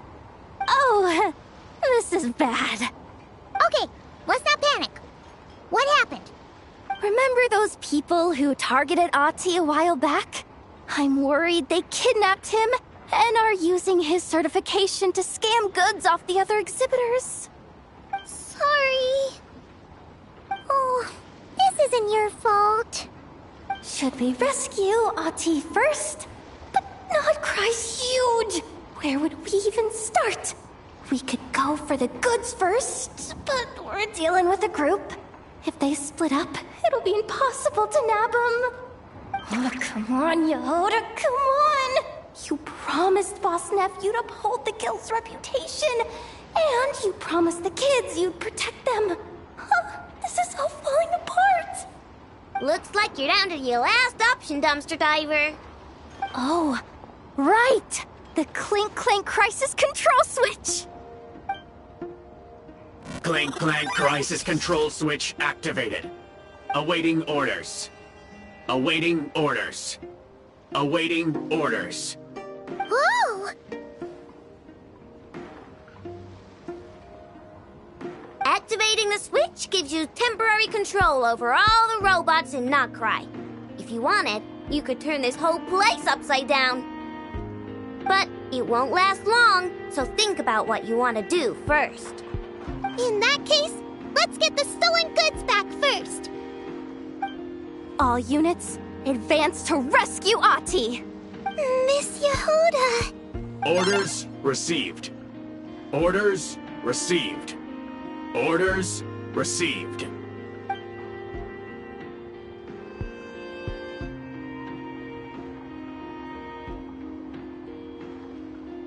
Ahti! You're all right! Sorry. I made you all worry. If anyone should be apologizing, it's those awful people who took you. You just wanted to repay everyone's kindness. They stole my expo certificate. Let's just focus on one thing at a time. Inventory complete. All goods have been retrieved. See? Told ya! With the Clink Clank Crisis Control Switch, there's no problem in Notcry you can't handle. With so many bots around, we didn't have to choose between the rescue and getting the goods back. We were able to do both. I know. These kids call me boss, and as their boss, it's my job to protect them. No way I'm letting them get in trouble with the guild.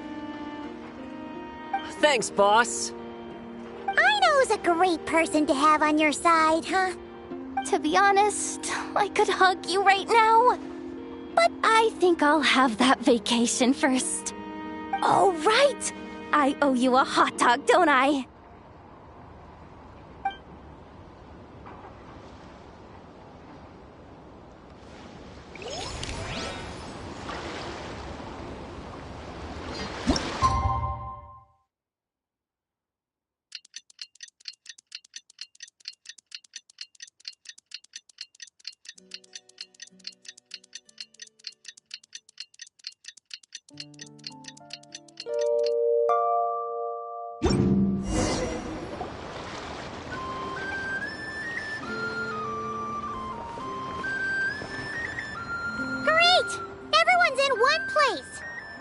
Now that we are on the other side of this incident, I suggest we put any remaining questions to rest here and now. The Voynich Guild won't be responsible for any disputes remaining after this meeting. Understood. Well, there's been no serious harm to me or any of my compatriots. And with the arms dealing operation closed down, I've achieved my strategic objective. I'm happy to let the Fontaine authorities process the culprits from here on. I appreciate your flexibility. I'll need all of them in my custody to proceed with the case files. As for you...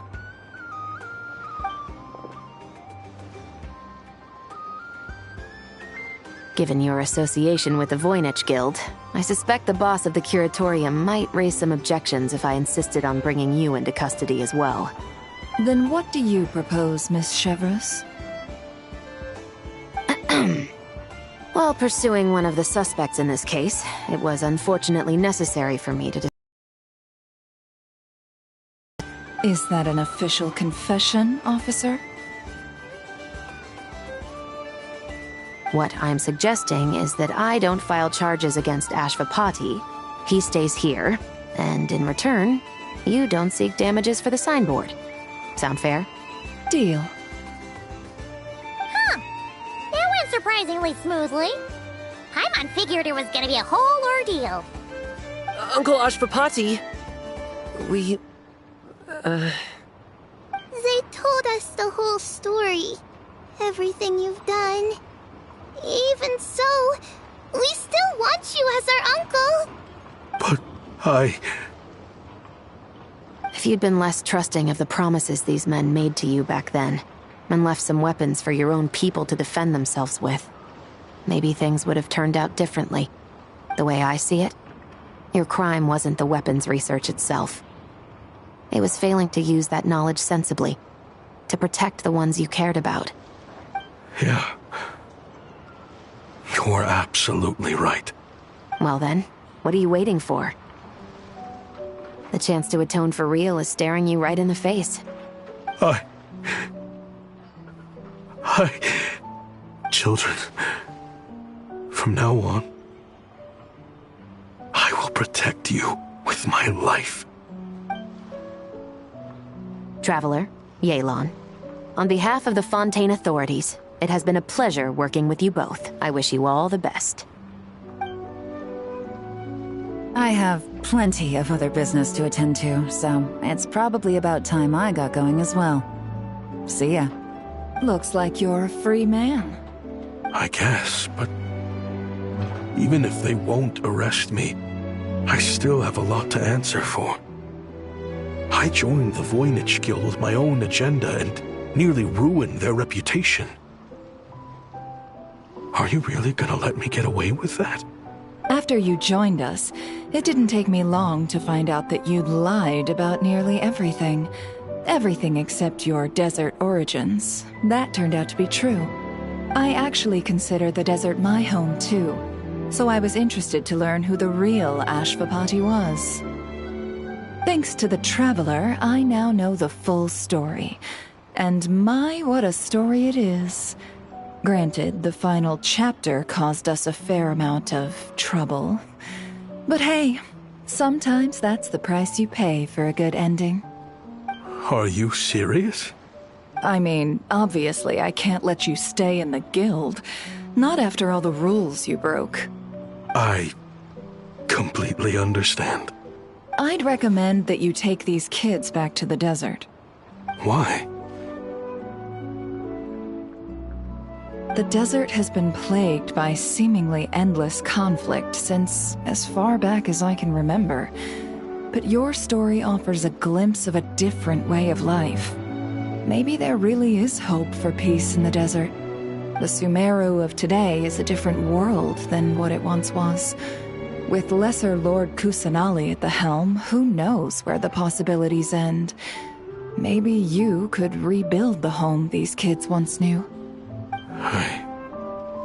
I'm flattered, really. But that was a lifetime ago. I'm sure the sandstorms will have buried any last trace of that oasis by now. Sure, we could put up a few tents and call it a settlement. But what then? It would be a brutally harsh existence. There's no way around it. Where there's Mora, there's always a way. Hello, my dear customer. Why don't you discuss your needs with me? If you can dream it, you can buy it. So Mora is the answer, huh? All right. Say I wanted to buy a hometown for these children. You telling me I can buy that from you? Don't take her so literally. She's just doing her sales pitch. Sure can. Huh? Ta-da! I present to you one magical gemstone created by none other than the renowned mage Alice herself. Simply plant it in the ground and a spring will instantly start growing. Before long, you'll have yourself a fully fledged oasis. And the best part is, it's designed to work flawlessly, even in the most arid and sandiest of deserts. What the? Huh. Looks genuine to me. Goodness. They always say you can find everything at the Not Cry Trade Expo. Turns out it's more than just marketing hyperbole. Still, surely a treasure like this must cost the world. As much as I'd love to buy it, I don't think I'm the kind of clientele you're looking for. Actually, this could be your lucky day. The mage who tasked me with selling this insisted on setting the price herself, and she priced it as whatever keeps the kids happy. Needless to say, I could have found far more lucrative options.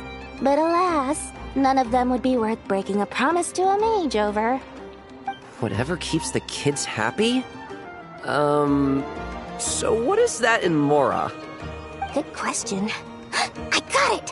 How about I charge you whatever you 3 kids earned at the expo? Then you can say you bought back your hometown through nothing but your own hard work. I think that would keep the kids very happy indeed. Wouldn't you agree? Deal!